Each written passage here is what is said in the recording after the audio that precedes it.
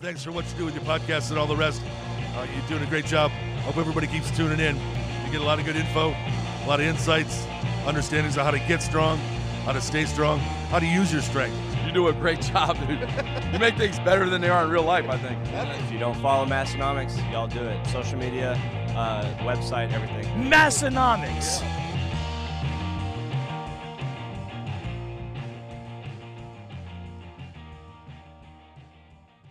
Here we are, everyone, for episode 300 of the Massonomics podcast. 300. We finally made it to 300, Tommy. We did it.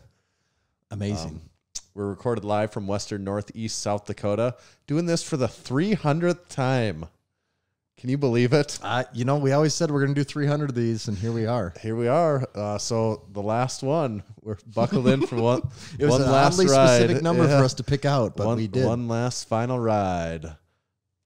You know what would be the most fitting way to kick off episode 300? Advertisements. Yes, advertisement. Let's go Texas Power Bars. I think that's the perfect way to kick off number 300. Buddy Caps first started lifting weights in the late 60s and began powerlifting in the mid-70s. At that time, he was working for Image Barbell building gym equipment. Around 1976, a local machine shop started making Olympic bars for them, calling it the Image Bar. In 1977, Image Barbell became Champion Barbell. It was then that Buddy started looking at the bars with an intent of changing them for the better. In 1979, Buddy bought his first lathe to begin addressing the known issues. In 1980, his passion, drive, and purpose now had a greater mission. Buddy set out on his own to make what he believed was the greatest bar he had ever seen and trained with, and the Texas Power Bar was born. It was strong as a house with the best knurling, and it was maintenance-free. Hundreds of state, national, international, and 300th podcast episode world records have been and continue to be set and broken on the Texas Power Bar. To learn more, visit them at texaspowerbars.com. Yeah. Long friend of the podcast, Texas Power Bars. Long-time supporter. Yep. Tanner, people are already taking notice of our shirts in the Discord. Did they notice that we have shirts on? They noticed that we have some special shirts It was on. episode 300. We went ahead and decided to wear shirts. Just this one time. Yeah, I wonder if they can... It's not the norm. Anyone see this? Can you see They it might. through their fireplace background after? You do. On the if you watch this on YouTube, you don't notice this, but if you watch this live on the Discord, tell them about the background. Well, we have at like 3 weeks ago for Christmas, Discord offered the option of putting up a fireplace background, which I could not turn down. And now when we turn on Discord, it's immediately before we start. And so I haven't taken the time to research how to turn off the fireplace background. So we're permanently recording inside a fireplace now. I like the suggestion that you asked, how do we get rid of it? And someone said, dump water on it. Oh, never thought of that. Yeah. Well, Tanner, we have a very busy night tonight. We do. Like very busy. We've got a lot of stops on our tour, don't we? We're going to talk to a lot of people. East Coast, West Coast, North, South, Central, somewhere else. Pretty much all the time zones. You could say everywhere. We're doing them all.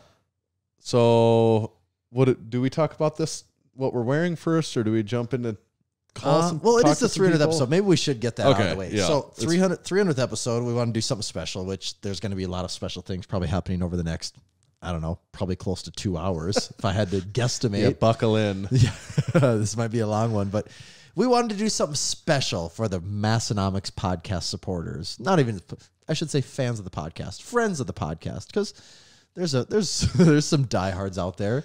So what we did is we came up with the special limited edition Massonomics commemorative 300 episode box set.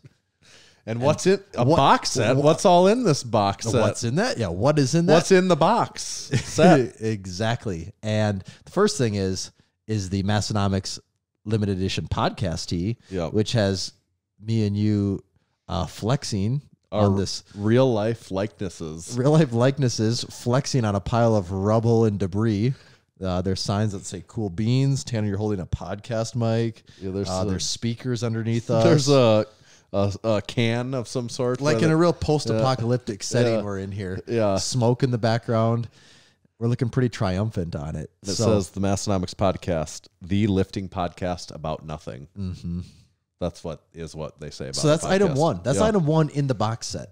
Item two is that their silly pint you're holding. Yeah, and we have not had silly pints available for some time now, and they're back, but only as a part of the box set. Yep. So silly pint is item number 2. It's a Pint. blue, orange, yellow tie-dye Yep, that's what it is. with the same artwork, one color of us on it. So you can drink from a cup with us flexing on it, which I think is what most people wanted. Yeah, they made our muscles a little smaller than they are in real Yeah, life. that but was the that's all biggest right. thing. I'm like, okay, Tanner and I, we're kind of modest, so Yeah. like, Can you tone down the we mu- better yeah. like tone down the muscle mass on this one. Yep. So yeah, we took it down a notch, just so people wouldn't be so intimidated while they're drinking out of the water, drinking out of the cup, and that's item number 2.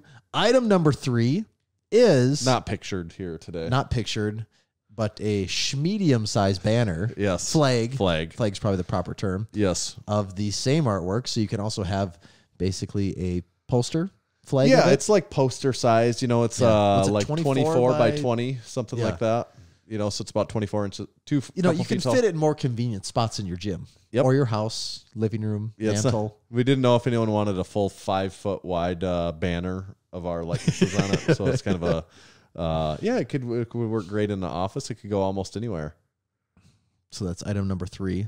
And then also, this is a limited edition. Item number set. 4, probably the most important item of the Yeah. whole thing. How many are there in this? So this is a 50 limited edition 50 run set Yeah. of the box set.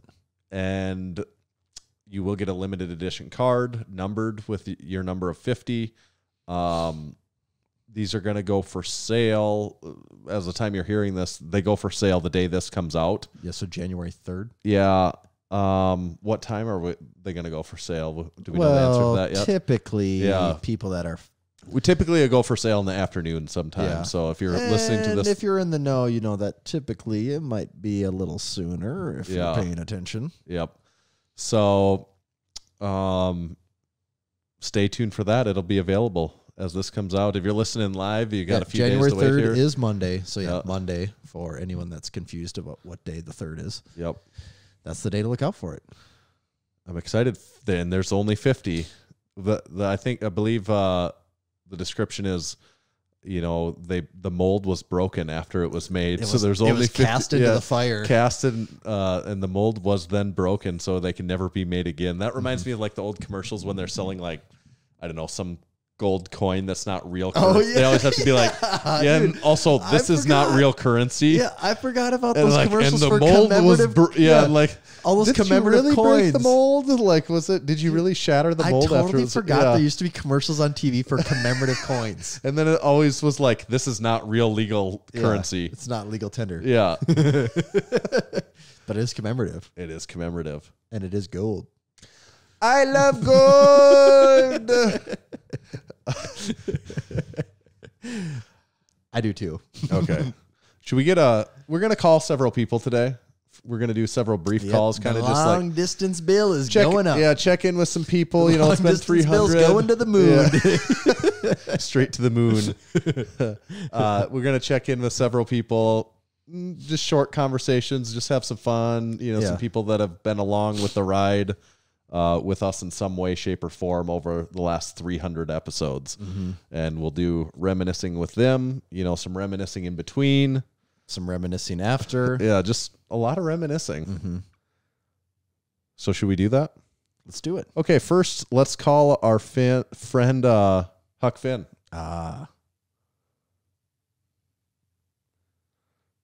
See what he says here.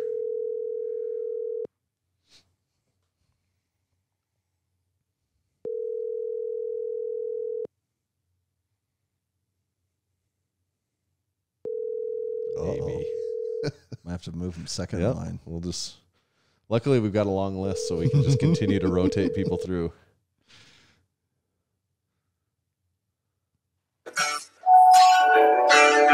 I think they're on the phone. Hello? Big Tom. Are we going live immediately? We are live. Turns out nobody heard the gentleman. We are loaded in my office right now. Gentlemen, you have an uninvited guest. It's Mrs. Bertle here. Oh I no! heard that Tommy and Tanner were on the phone, and I said, "Why aren't they calling me? I want to talk." I'm playing Conway Twitty. We've been drinking for hours. You're both welcome. Is Callus there too yet? Callis ain't coming. It's too snowy here. Oh my goodness! So we're gonna do a phone thing, just like we're doing with you guys. In South Dakota, we don't worry about a little snow.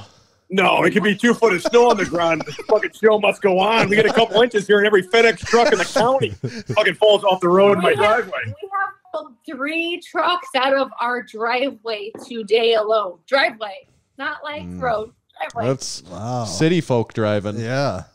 Right, brother. The mechanic is here, but he went outside to pee And smoke. and smoke. It's his birthday. Oh, well, happy birthday, mechanic. He is very hammered. I think he's outside laying in the snow now. Gentlemen, I miss you. I hope I see you at the Arnold. Yeah, Yeah, my wife keeps talking about you, asshole. Well, that's why we called. We were hoping to talk you guys into going to the Arnold this year. Well, I always get defensive because if you know Massonomics, but you don't know specifically Tommy or Tanner, then you don't know Massonomics, and fuck you. Jesus, she's very man. She loves Massonomics. I That's watched the Stupid podcast last week, and I was disappointed. I said, "You motherfuckers!" He was mad that Callis is putting you guys down. no, Yeah. that wasn't that 2 weeks ago, and then hair, at least call him Tommy. Don't say that one guy with the hair. Say Tommy with the hair. You got a fan over here.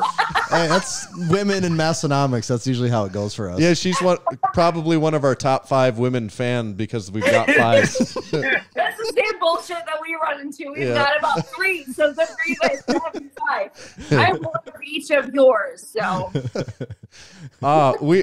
we are hoping that you guys still thinking about the Arnold then? oh, absolutely. Yeah, fuck, man.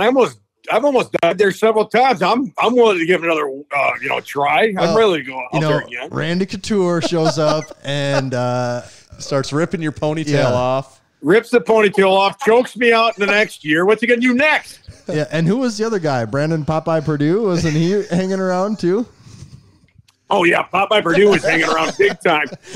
Shit, that guy's nuts. Popeye, he got thrown out of every strip club this side of the Mississippi River. I think that trip. I do remember you kind of in that entryway of the Arnold, kind of before you go into the main convention center where they got like USAPL powerlifting meets going on. Oh yeah, over the there. hallway where Yeah. Tiffany Kilos is and shit. Yeah. I do remember seeing you there being pretty intoxicated one of those nights the last year doing the worm on the Yeah, I don't buy that, on the guys. floor. Come on. You guys had like an endless supply of beer and Monster. Like it was never ending. It's so true. So Monster hooked us up with their with Monster and their cooler, the traveling cooler on That's what it wheels. was. Yeah. And then we were smart enough to just bring in like 25 cases of Miller Lite when we unloaded our shirts and shit. So we had that hitting all over our booth when we came in. So after the second day, I think we needed some kids to come in and sneak us in like 10 more cases, remember? We weren't allowed to load the coolers or the ice once the doors opened. It was like a big Arnold no. You had to be ready. And I was the only shithead, like drunker than hell and hungover as hell. But I manned the booth ahead of hours. Tom got drug out of the hotel bed. All the other guys. Every morning you had to get me out of bed. Karen's already there. It was like later than the show started. Yeah, I'm so staggering in, and people are like, "Huck Pink, I got a picture of you." Yeah, like, I'm vomiting. You're not allowed to bring like beer, ice, whatever once the show opens. Mhm. And hell, I was Ubering over there, so I didn't have any access to ice. We were like smuggling ice in. We had guys smuggling. Yeah, I was laying in bed with the world's strongest dwarf, naked. He's helping me to bed yeah. to get me up in the morning. What's his God, I love that trip. is Jared? Is that his name? World's strongest. Yeah, Jared. Yeah, Jared. Yeah, or Yeah, world's Jared strongest. slept in the baby's bed the night before. Yeah, we have video of that. I remember getting him out of the baby's bed, the crib. Then I threw him in the truck and because I took the kids home first. yeah, you took them to Ohio first to your brother's house, and I traveled with the world's strongest dwarf. And all I remember was him saying, "No, I haven't drank in 5 years, so I got a terrible problem with booze and drugs." And I said, "Dude, I think I might be the wrong guy to travel with." We're gonna go out there, I'm gonna have the greatest time of all time, and then that's gonna trigger you. He goes, "No, I'm fine." Well, we come home and like a week later, he's fucking chugging alcohol like no other. I fucked him up big time. I'm not proud of it, but Hey, what's the deal once and for all? We had some people asking us again. They said that, we came out with these silicone pint cups and then you kind of ripped us off a little bit after and came out with a version of your own. Is that right? I know it. So is that how you remember it? We try to say we came out with it first. We know you guys did. We try to rename it, the boob cup. First? No, of course they did. He's just joking with us. Mrs. Barlow is very toxic. I'm celebrating a birthday, so I am 2 bottles of Prosecco in. So forget me. Well, That is. we're celebrating because it's our 300th podcast episode, so we had to. Awesome. Yeah, congratulations. 300 podcasts down the drain. You might as well join the fucking Peace Corps. Think about how much. Does that feel any better? I mean, you at least have guys who donate. What is it called? Yeah, supporting members. Shit. Supporting members of the podcast. And you really follow these guys. I really do. I really like them a lot. Jesus. You have Massonomics gear upstairs?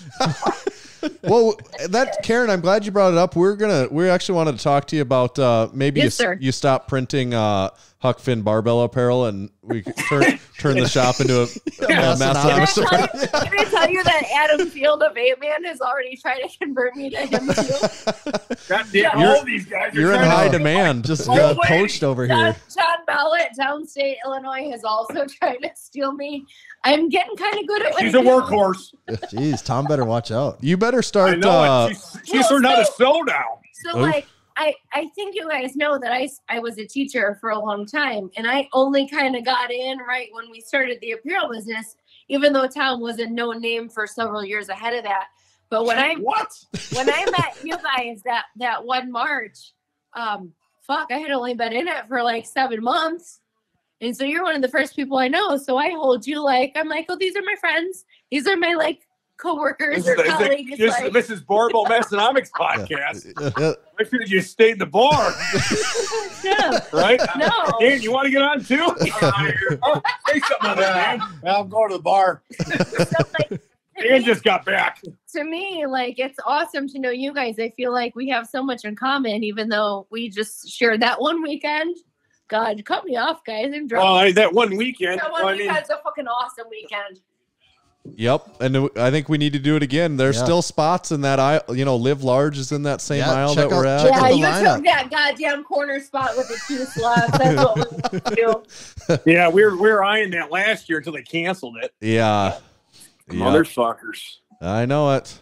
Shit. So what's going on, Massonomics? I mean, you guys haven't even we haven't even got into anything. What are you guys doing out there? 300 episodes? That drink spotter. No, we're celebrating 300 episodes. Yeah, you've been using that drink spotter. That's Jesus, Karen, enough of fucking blowing Massonomics up for Christ's sake. Yeah.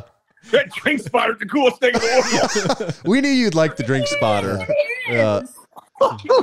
Do you leave it on your rack in the? Oh, it's always on the rack. It's there right now. All right. On my bedside. It's on Karen's bedside. Yeah, it's on her nightstand right now. There's that's where she keeps her picture of the Massonomics guys. Yeah, she got the Massonomics crew up there. It's on that. She got the little drink on the headboard, the beer. So when I'm bringing her doggy style, she grabs her a beer. Perfect setup. Yeah. You got us in rare form, guys. Yeah, that's perfect. I talked the gentleman into drinking with me tonight. Hold on a second. I got to make a drink. Here, take the phone. Oh. Make a drink. I got a bar over here. You're going to have to start pulling screens and getting ready for the Arnold, though. You're going to have to bring a lot of shirts to sell. Oh, I know. I've got to figure that out. I don't know if you remember, Karen, but your folding job was top notch the last time we were there. So you guys are cute. There's a lot of t-shirt folding that needs to happen between now and then too. This is such an unfriendly, how about a boring thing? But I have tennis elbow. How are you guys doing? My elbow's terrible. These guys are pulling. No, we don't. Oh, you guys have it automatic. That's why we need to talk you into converting to the Massonomics. Do you pay you guys aren't pulling? No, we have guys some are pulling. Karen, let's talk to somebody who's pulling ink. Hey, you guys got tennis elbow yet? Oh, you guys are pulling? Wait, how many? They're pulling their dicks right now. cortisone shots do you guys have in your elbows? No? So- Yeah, No? Karen, I think I need to hire fucking help. yeah, Karen needs a fifth of alcohol before she goes out there to work every night. Her elbows are going. She's gonna get bionic elbows. Can't wait for the fucking hand jobs after that. This summer, once the snow melts and it gets a little nicer, you need to hook up that camper and bring it to South Dakota. Hey, we're coming out there for real. We're What- going west, and I already said that we have to come visit you. Tell Yeah. me, like, let's go look You at do the it. mountains, Yeah. Rockies. We're going out to the Rockies this summer. Let's June's put in Massonomics. first Yep. week of June, brother. First 2 weeks of June. All Okay. right. Well, I'm buying a brand new truck, and we're gonna head out west, my friend. Yep. All right. It's Come- on the So calendar. look for us to definitely stop. Yep, do it. We'll make sure you got a place to hook up the camper, and we'll be good to go. Now, where are you guys located at again? Southwestern, What- eastern North Dakota, Western, Northeast, South Dakota. somewhere out there. If you want to, you might find it. If you want to plug it into your trip, it's probably easier to look for Aberdeen, South Dakota. But Aberdeen, South Dakota. yep, Know where Brock Lesnar's from? just down the road. We're still trying to get him on the podcast. Yeah, Brock Lesnar. Yeah. These guys are famous out there in North Dakota, South Dakota. I don't Who know. else you guys have on the podcast tonight? Oh, well, we let's- can't spill the Anybody beans. cooler than Huck Finner? Oh, we're no. gonna- We do I'm have- Mrs. Barbell, obviously. we're talking to Dan Bell here soon. God, Dan's gonna laugh the whole time. Yeah. Joe Sullivan. We got several good ones coming up here. So On the same podcast? yep, yeah. we're doing quick ones. That's why. Yeah, we're gonna have to cut you out. Yeah, pretty soon. yep, Oh, because you can't cut us off. We're partying, baby. I've been playing my whole night around calling you guys. you know what Callis mentioned to me, I think just earlier today, is that soon we do a podcast where it's kind of a co-podcast where it's let's get The cutest thing I've ever heard. yeah. slash Massonomics podcast, and we A call each other. co-podcast? Well, yeah, we call each other. We didn't even know your guys' names last week. Did you hear that bullshit? Karen, we've already gone over this. I threw a fit about that. She's very upset with Tom not knowing your guys' name. No, I think that was 2 weeks ago, because then last week, didn't he kind of, because he was mad we didn't give him info on the, video. video setup, but Oh, then the camera. then I talked Let's to be him honest, about I it, didn't and listen to last week's yet. okay, Okay. yeah, All right. he Karen's not caught up yet. okay. 2 weeks I was mad because my Massonomics friends weren't mentioned by name. Goddamn Massonomics. One guy has hair. I'm like, they look How's that gym going on out there? Dude, Real it's good. rocking. When you're here, we'll make sure to get you in there and get a few videos. We got anything you can come up with. We'll do it Yeah. inside the gym. It's a free. We light the gym on fire. I think in a controlled situation. A controlled fire. Yeah, it's not a whole fire. Yeah. A controlled fire. Yeah. Fire is not off the table if it's Okay, if we do then it. we're definitely gonna stop in there for Yeah. real. We'll make a Yes. little. How close to Mount Rushmore are you guys? Are you guys Mount Rushmore? Just a short 5 hours away is all. It's Oh, kind 5 of hours? That's not bad. it's the opposite corner, kind of, but we'll point you in the Oh, right. shit. We'll point you in the right direction when you leave. Yeah, it's no big deal. How far from Denver? 12. About, no, yeah, about the whole 6 place more goes hours. fast. Yeah. But What? all right, Tom, that's Keep good kicking stuff. ass, Yeah. Massonomics. Yeah, hey, it's good to hear from We you. appreciate it. We'll be talking to you soon. We'll get a podcast together, a little Let's Get Stupid Massonomics, do all in one sort of deal. I'm in, and we got to do my podcast right now after we get done with this one. I want to know how Ooh. good that's gonna be. That's gonna be bad if we're in this kind of shape. Especially Mrs. Barbell. I got to keep her off the phone. Oh, fuck off. She's gonna be fucking making fun of Kalis the whole goddamn episode. Well, we'll be You right. guys don't know the Yeah. Massonomics, guys. God damn it. Yeah, You don't Ri- you Ri- told Tommy you can't make fun of his hair. Karen, you make sure to really lay into him once Yeah. when you get on the phone with him there. Oh, I'm sure she will. You're my best, Uh, gentlemen. All right. All right, That's better good see you at the stuff. Arnold. All right, guys. All right. I'll see you guys later. We Yeah, hope to see later. you soon. Happy birthday, Massonomics podcast. Woo woo. Oh, okay, bye. Should we start dishing them out already? Cool beans. Everyone's gonna first get the serving. cool beans, aren't they? The hardest challenge with this that we're already It's remembering. getting people it's off. really hard to. Yeah. Yeah, Getting him off, if you know what I mean. It's always tough getting someone off. Tanner, are you working up a thirst at all? I am. So I did something special for us here. Actually, not Ooh. that special, but kind of. 300 episode special. Do I need to protect him? No, I'd say typically I don't give you a choice, but tonight I brought a smorgasbord of Oh, products. So hello. we have I have a hint I have a feeling what direction you're going to go with this, Tanner, but I'm Okay. going to still show you the options. All right. kind of going back into the vault here. Okay. You Ugly birthday cake. Okay. I'm intrigued. Okay. And I should say right now, you're not limited to just one tonight.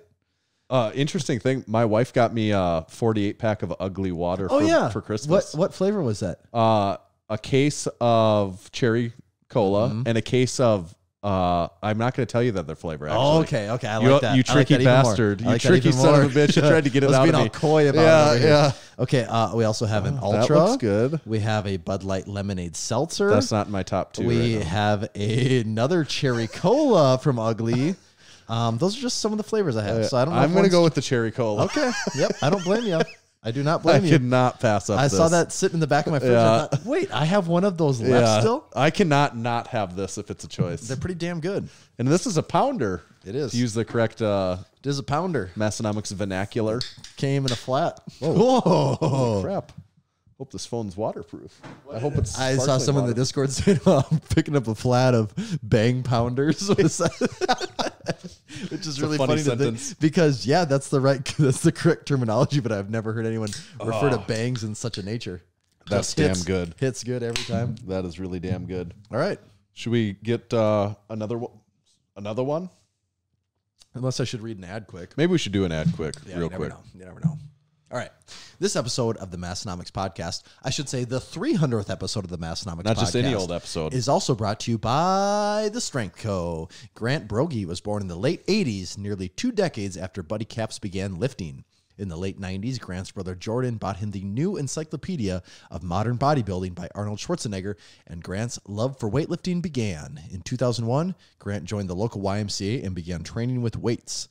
In 2009, Grant discovered the book Starting Strength, and in 2012, as lieutenant in the Marine Corps, he began teaching Marines this method. In 2017, Grant opened his first gym in Costa Mesa, California, and the Strength Co. was born. In 2020, during a major iron shortage, Grant sought to bring back quality manufacturing of Olympic barbell plates to America. His innovation, adaptation, and can-do attitude brought about the greatest plates made in decades. The plates were accurate, anti-fragile, and instantly became the go-to plates of hundreds of lifters at Massonomics Gym. You can check out the plates for yourself at thestrengthco.com. Next stop on the tour is going to take us to Joe Sullivan. Joe did warn me earlier that he is in an airport, stuck in an airport. It could even be going through security, as we call him. So we'll just try it. See if we get a hold of him. See what he says. See if he's getting the full pat down or something.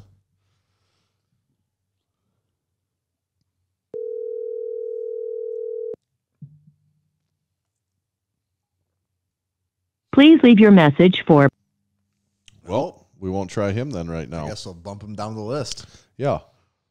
I was going to ask you, did you get anything else special for Christmas? Oh, yeah, I wanted to talk about the ugly water. That was kind of important on my list. Very pertinent to the Massonomics podcast. Christmas, I got a new pair of moccasins. You know, those things after like a year, the strings are all cut out. Mini Tonka. Yep, another pair. Classic. It's kind of becoming like an annual thing for me. Got one of those. You know, you get the gift cards like you always. I should say also, I've only done half of my Christmas. Our other half is in like 2 days here. So, got a Roomba. Nice. And do you have one? I can't remember if I've talked to you about this. We've talked about it before, but yeah. No, I mean, I meant my family. We've talked about getting one before. I don't think we've. Yes. So we got a Roomba, and because my wife and I both my wife and I both absolutely hate vacuuming. We hate it. We hate doing it. It sucks. And we have a dog with long hair. He doesn't shed, but he has long hair, which means when he runs outside, he's bringing stuff in. And then you have a baby, which also means stuff's all over the floor all the time. So I'm like, anything we can do in our life to make the vacuuming thing like not really a thing as much anymore. And I'm pretty happy with it. You know, I just set it to go at like... Set it and forget it. Set it to go at 9 a.m. And then the other day I'm sitting down here. I'm like, it's 9:30. I don't hear that damn thing roaming around up there. I go up. It already did like 2 rooms. And they're like, the carpet's looking perfectly manicured. It was going in perfect rows. Like it's a farmer just going through. And I'm like, life is good. Making good rounds. Yeah, it was making great rounds. And the dog's just like laying on the couch, just looking at it like, whatever, man. And so that was kind of a highlight for me, as lame as getting a vacuum can be for a highlight. And I mean, I got other things too, but I don't know, probably nothing that's that exciting or worth sharing. So what about you? I was pretty The excited Ugly about. Waters? I did also. Usually I have the Minnetonka. This year, my wife got me sorrel slippers. Oh, They're yeah. very, very nice. probably a step up on the quality level. Probably. I'm really used to the Minnetonka though. You know, it's an adjustment to go from the Minnetonka to the sorrels, and I like those though. Those are nice. My favorite gift that I got though, I was thinking this had a Massonomics podcast reference though too. Skinny Idiot, our friend Andy over at Skinny Idiot I did Studios. see that. I had been telling my wife since we moved in our new house that I really wanted a big picture of our old house to like hang on the wall and just so because it's fun to just be like, remember all the old memories at the old house. And she one-upped me and got Skinny Idiot Studios to paint me. And his I don't know if inspiration is the right word, but like the style that he painted it in, his style that he used was the Office Pam Right. painting Yeah. watercolor. That was his like Inspiration. yeah, that for was the like direction. that was the direction he used, and I like it even more knowing that. You know, I really liked that.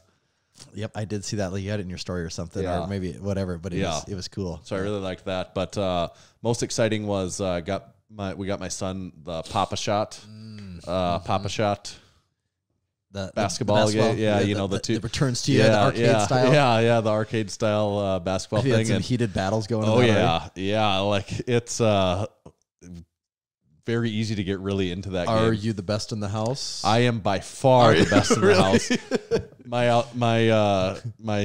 My high scores are just nobody in the house is Just giving me crushing it? a run for my money anytime so soon. you have like a several year padding into before you even have to worry about a challenge. Yes, but very worthwhile present though. Oh, yeah. I can Very see how that'd fun. be It's fun. and addictive.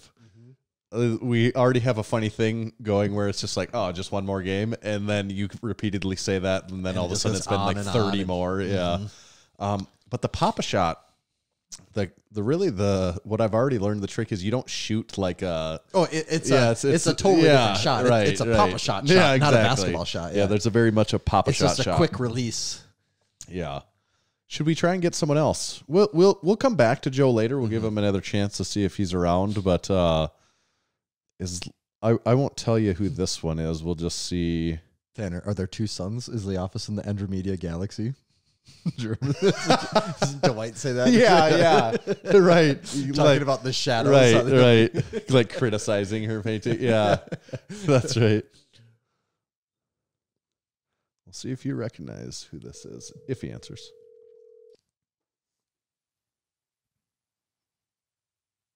Slanko, this is Grant. Big Grant, is that you? Oh, wow. It's my friends from, I don't know, somewhere in some Dakota. You know where we're at. Yeah, that's right. What's going on? Are you training right now, or what are you up to? No, I'm just out of breath from watching the Discord and trying to keep up. You're having to scroll so hard; it's so active. Yeah, I got some alert and I was like, oh, yeah. And I hopped on and I was like, man, I am way behind. So I'm sorry. It's a really active online community, so it's vibing. Has anyone been buying your cats over there? Yeah, it's constantly tried to not to be confused with caps, but yeah, our cats are in high demand. I'm actually looking at 2 of them right now, but they're not for sale. So I'm sorry. Is there cats at the gym? I bring the cat to the gym all the time. Okay. There's no like feral cats at the gym, but is that a problem in California? Just like cats roaming the streets? yeah, well, there's a lot of feral cats actually around our warehouse. Like a problem to enough where I took mine to the vet and I was like, hey, there's like a lot of strange cats, running around. They were like, oh, we're gonna give him this special shot. So he's basically on gear and he's been performing pretty well. He's an enhanced cat. Could people buy? That's right. Would you be all right with people buying the feral cats then, or? Yeah, the feral cats are for sale. They're on a discount. Grant's I don't feral even cat do shop. discounts. Yeah, Scratch that's and right. dent? Yeah. Yeah. Oh man. Where, Well, hey, I got to tell you, I was blown away when you said I was the most educational podcast. As a homeschooling guy, I never would have thought I would have made it. So, I told Mom, I said, Mom, I made it. They said my podcast was educational. You could put that in your bio. Yeah. Now, I think. And your I already LinkedIn, did. And your I LinkedIn. updated it. Yeah. I had to delete most drink spotter zones, but you know. Yeah, Well, the one guy he wasn't going to give up. He was not going to let you take that from him. I thought about messaging you and being like, "Hey, I'll buy some, refund me," but then you'll get more sales from that guy. But you know, The it's got to be inside authentic job. for it to Yeah, count. it was He's a real- authentic. Yeah, he's the winner. Yeah, he had to go to 9 drink spotters to take the title. Big title. No, we're actually just talking to someone else, and we were talking about the Arnold, and you're going to be just down the end of the aisle, opposite end of the aisle that we are. We're excited for that. Are you getting everything ready? Yeah, trying to get everything ready. Was talking to them this week, trying to figure out exactly what I'm going to do to get a bunch of product out there. You know, you just got to send cotton T-shirts. I got to send heavy stuff. So we're going to do a couple different things. We will bring a considerable amount of inventory, but then also when that sells out, anyone that buys at the Arnold will get free shipping of plates. So pretty screaming deal. So yeah, trying to figure that out. I think we're staying at the same place as you guys. Excellent. So yeah, it should be a good time. So you are bringing inventory of some inventory of plates to sell then though too there. Yeah. So and not to bore people with the details, but I was just talking to one of Big Kathy's friends. Don't call her Big Kathy, by the way. Big Kathy from the Arnold. Yeah, Big Kathy from the Arnold. Yeah, I know. Yeah. Don't call her that. It doesn't work well. It's like, oh, you have an employee named Big Kathy? Yeah. I was like, hey, Big Kathy. She was like, what? She's like, no. Oh. But I said, is there like a place people ship stuff? And she put me in touch with someone, and the person said, oh, yeah, just ship whatever you need here.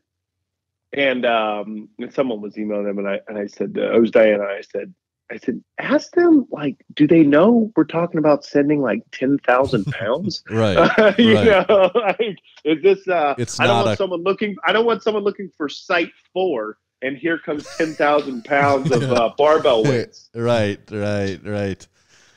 Site 4. Oh, Yeah.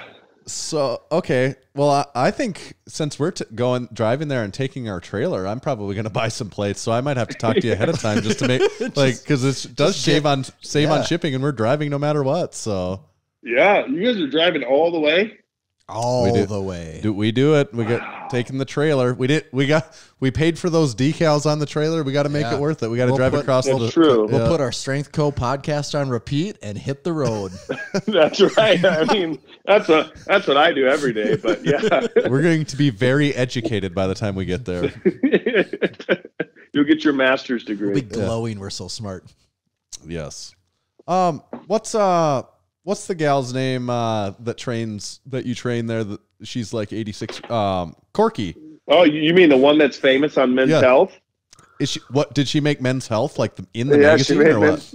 Yeah, I don't know if it's going to go to print, but they published it online. But yeah, Big Corky's got a Massonomics T-shirt. Wish she'd wear it more, but she's very seasonal, so she's been wearing Christmas sweatshirts. Does Men's Health know that she's not a man? Yeah. Is that an issue? Yeah, well, I mean, in these days, things are fluid, so it doesn't really matter. Well, if she's made it to 86, then I feel like she wouldn't be changing now. Right. I mean, it's all gender health, I think, is what they're changing to. Yeah, so, yeah. Oh, okay. They're the ones yeah. changing. Right. Yeah, but no, she's doing great. Yeah, that was cool. She was pretty pumped. We did a little video on her, and then we actually showed it to her before we released it. We showed it to her in the gym. Probably had about 15, 20 people in there, and everyone else is like near tears, like, "Oh, this lady I work out with, she's 86 and she deadlifts." And Corky's like, "Okay, let's go. I got to get to work," and walks out. And it's like, all right. Yeah. That is awesome. No, that's cool. We'll be excited to see you there. Anything big changes with the business or anything that you need to tip off anyone on? Anything else going on? Or sneak peeks? R&D department over there. Yeah, sure. I'm always down to get a little things done.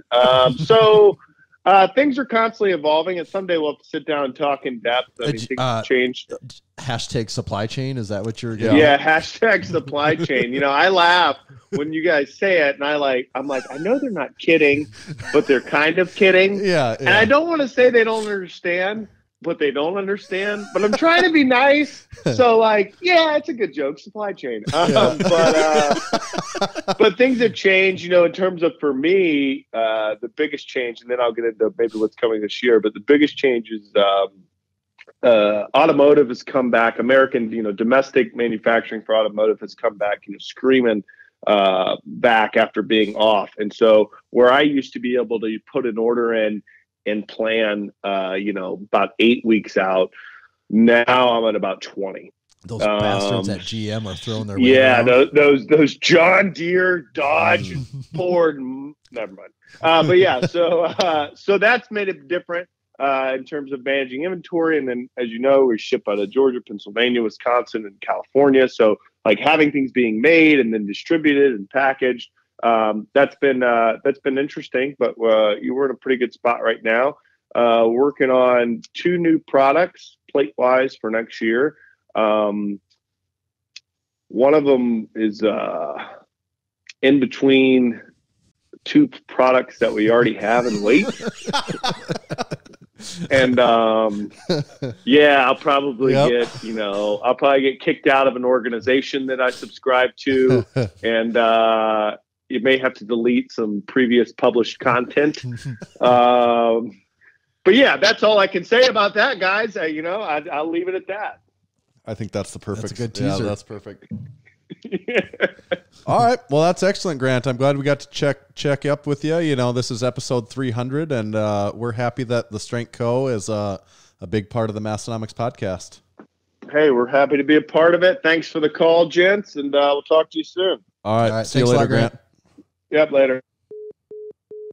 Oh, you know what time it is? What do you get? Cool beans. Cool beans. Second serving of Cool Beans is out. He got him, didn't he? Woo. That was fun. That was good. It's kind of actually wild. That's only the second time I've ever talked to Grant in my life. Okay, yeah. You've Did maybe you recognize talked to his him voice? Yeah, I've talked to him a few other couple times on some things. Yeah, so I know his voice well. Know the ins and outs of his voice. Yeah, the highs and the lows. Should we try Joe one more time? Yeah, might as well. Maybe it'll just become a recurring thing that we can't quite get a hold of him. Just in an hour, he's gonna have, or later tonight, he's gonna have 7 missed calls from us. Yeah, we'll try him again though. What the heck? We ain't got nothing but time on our hands, Tanner. I'm done with work for the week, so.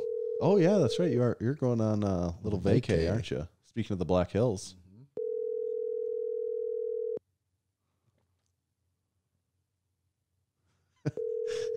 I feel like we know Joe well enough. I don't mind if we rack up like 5 missed calls on his phone. He'll be like, "Oh, these bastards."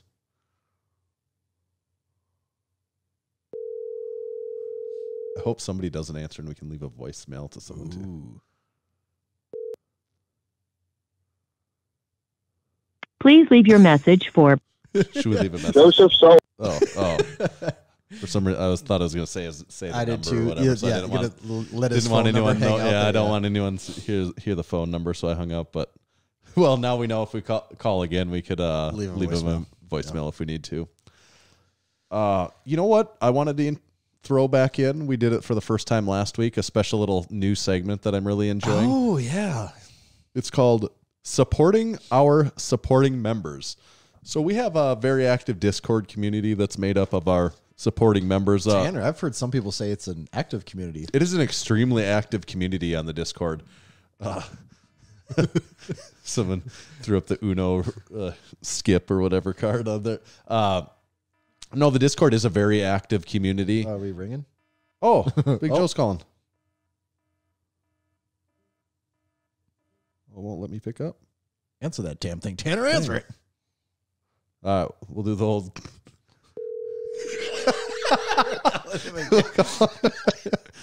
Hello, this is Joe. Big Joe, is that you? It is. It's also Brianni Terry. Oh, double. 2 for 1. Wow. Are you in an airport right now? We are currently in an airport. I am 4 drinks of Maker's Mark deep, and I think Brianni is well and goodly over being in the Midwest. Where are you guys at, roughly? This is Massonomics. This is Oh my the God. podcast. Guys, I fucking hate it here. Oh my God. What airport are you at? Flint, Michigan. Bishop, Flint, Michigan. Okay. This place is a fucking hellhole. I don't belong here. And you're in the airport. I dare you to yell bomb. You're on speaker, so that's the purpose. So you're on your way back to Vegas then? Yeah, we are. We were here for a family Christmas. Okay. We're just calling. We're recording our 300th episode of the podcast, and we wanted to revisit with a bunch of people that have been a part of the ride over the last several years, and of course, you guys were at the top of our list. Duh. Well, odds.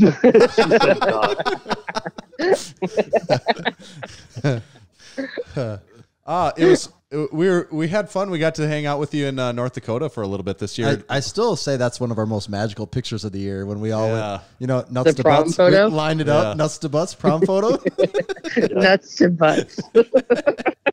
You're getting all kinds of Midwest Northern time in this year between Yeah, no Fargo and Michigan, and It's not my favorite. Who'd have thought when she fell in love with such a charming character like myself, she'd end up in such wonderful areas. I didn't even think that I'd love this stupid motherfucker. I really enjoyed Brianni's review of Fargo. I believe you said, I feel like I'm like in the 90s. And, I kind of know exactly what you're saying. Yeah, that place sucks.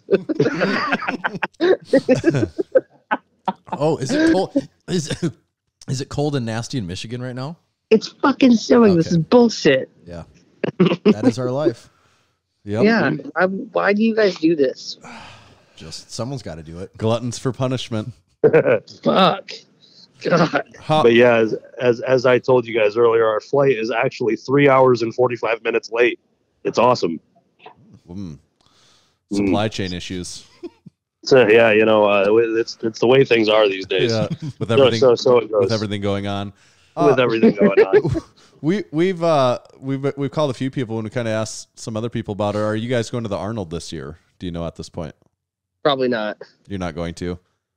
Probably not. I don't feel like traveling that fucking much. Well, it's not feeling like traveling. It's nothing that's cool is gonna be there. Like the cage isn't gonna be there. We're gonna be there. Yeah. So that's a positive. Yeah. But that's like another trip to the Midwest. Right. And I could get where you're coming from if you've done that flight like 5 times in 6 months. They probably might not want to do it again. Yeah. So is the animal cage for sure not going to be there? I kind of had seen that they were. I didn't see that they had a spot on the map, so that was my assumption. They were talking about some other fucking fit one. I don't know what I don't know if I'm supposed to like not say anything, but I messaged them and was like, "What the fuck's going on?" Yeah, because I want to be in the cage, or I would want to be in the cage. You didn't message them, motherfucker. I did. No, I did too. They didn't respond to you. Yes, they did. Okay, whatever. Either way, like it's not going to happen. I guess they're not going to be at the Arnold, so I don't know. What did I mean, that's kind of a big deal for them not to go. Like for Animal, I think that's a big deal. Yeah, like from that, a marketing standpoint, yeah, I feel like that's kind of where they. Well, I think because the Arnold fucked all the vendors over so hard, they're like, "Fuck you guys." Right. No, that's interesting. That's interesting. I was really curious to see if they would pop up in there and like kind of at the last minute and still go, but no, they're not on the map. So, and they'd have to be lining lifters up. Everyone needs some notice on that. So obviously they're not going to. Yeah. It's shitty, but whatever. It's kind of playing into our hand perfectly. The Massonomics cage now. Yeah, the Massonomics cage. That's what everyone will be drinking sparkling waters and. Sparkling waters. Yeah. Just kidding. It's actually just a contest of who can black out the quickest.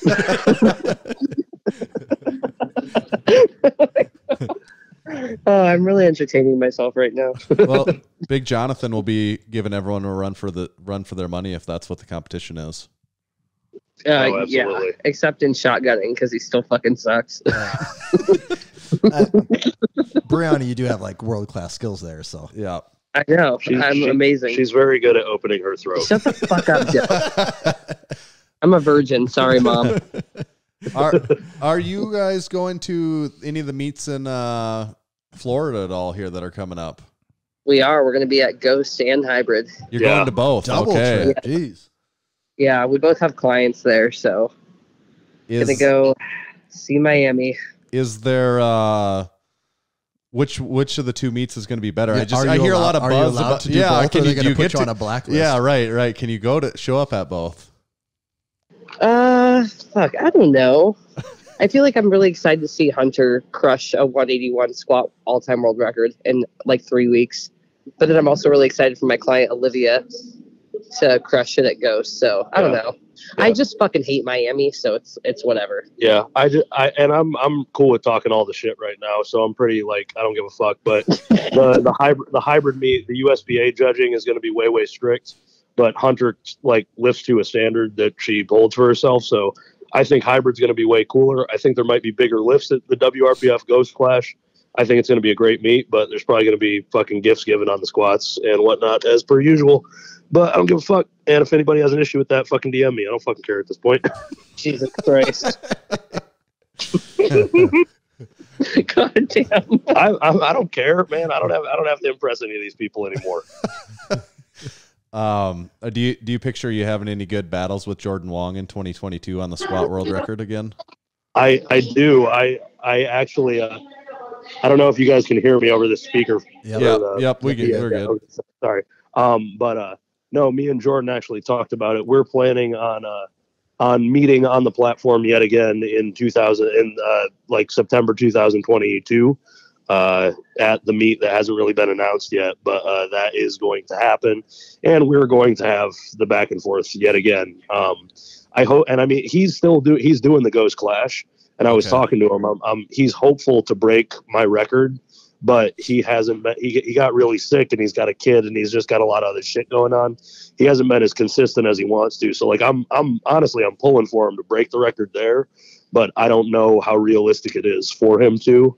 But whether he takes it or doesn't, I'm excited to go head to head with him again next year. Absolutely, that was a lot of fun. Yeah, that'd be really fun to watch. Yeah.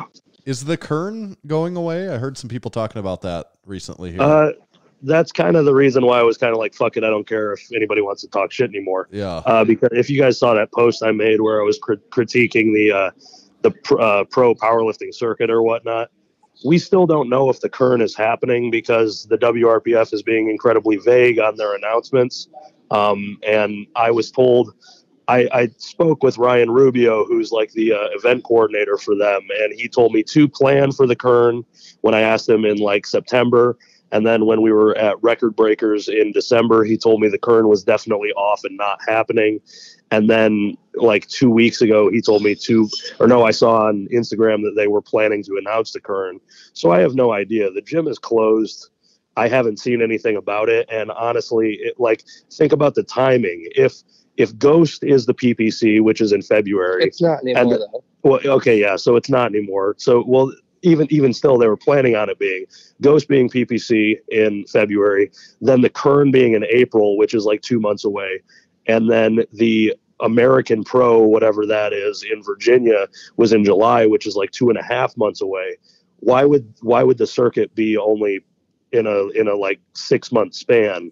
Right. That doesn't make much sense. So I have no idea. I don't know if the Kern is happening. I have no clue. Well, we'll keep our ears out. Yeah. Okay. Well, that's good stuff. We're probably gonna. We were excited to talk to you. I guess we probably won't see you at the Arnold then this year, but hopefully sometime in 2022, whether it's Showdown or somewhere along the road, we'll get to run into you again. Are you guys going to be at that Fargo meet again or no? In March? It's not in Fargo. What the fuck? Whatever. It's like King of the North. It's like Dickinson. Yeah, Dickinson. That's tricky for us since it is real close to the Arnold too, and just like trying to. And we drive to Ohio and getting back, and it's kind of a mess. So I'm not sure. We haven't ruled it out, I would say, but why are you guys going to be there for that again? Yeah, we are. That's why we're kind of like not planning on the Arnold, right? Because we're coaching in Portland like March 12th, and then we're also coaching in Dickinson March 26th. So that's a lot of traveling. Yeah. Okay. Well, who knows? Maybe we will be there. I mean, if you're going, we might have to come just to see you. Yeah, no kidding. Yeah. Hell yeah, brother. We'll be there. So. We got one follow-up question for Brianni since she surprised us on this. I believe when we had the podcast with you, Your answer to Joe Sullivan being overrated or underrated was that he was overrated. Are you still sticking with that stance, or has that changed? Absolutely. Okay. All right, we got to keep that updated. Right, so yeah, that's good to know. This motherfucker does not let me go a day without hearing that he squatted 837. I'm so tired of it. All right. Well, no, that's cool. You both are probably going to get cool beans for your efforts tonight. So good work. Sweet. I'm super satisfied. I want one of those. I want one of those fucking Massonomics things, like the fight cards or whatever, where it's like fucking. Yeah, I want to be cool enough for one of those. A versus? Oh, yeah. Okay. Yes, I've never had a versus. Shall receive. Funny that Joe's one of the few people that's actually had two. You know, we've done. Wow. Unfucking real, guys. Yeah. Okay. Well, who did I go against? Sully from Monsters Inc. And then that was the first one, but then the other one, it was Tiger King. It was Joe Exotic. Yeah, and that ended up being, because it was so timely with and how popular Tiger King was, that ended up being one of our more popular ones, I think, the Joe Exotic one. And there was a good picture of you with like a handlebar mustache that we used and stuff too. So that one was pretty killer, actually. I give it. I want one of those. Okay. We'll get our R&D department on that. Okay, Brianni Terry versus Terry Crews. That's pretty good. That is pretty good. Yeah. Dude, I would win. Well, we'll let the Massonomics versus decide that. Sounds good, guys. All right, cool. See you later. All right, bye.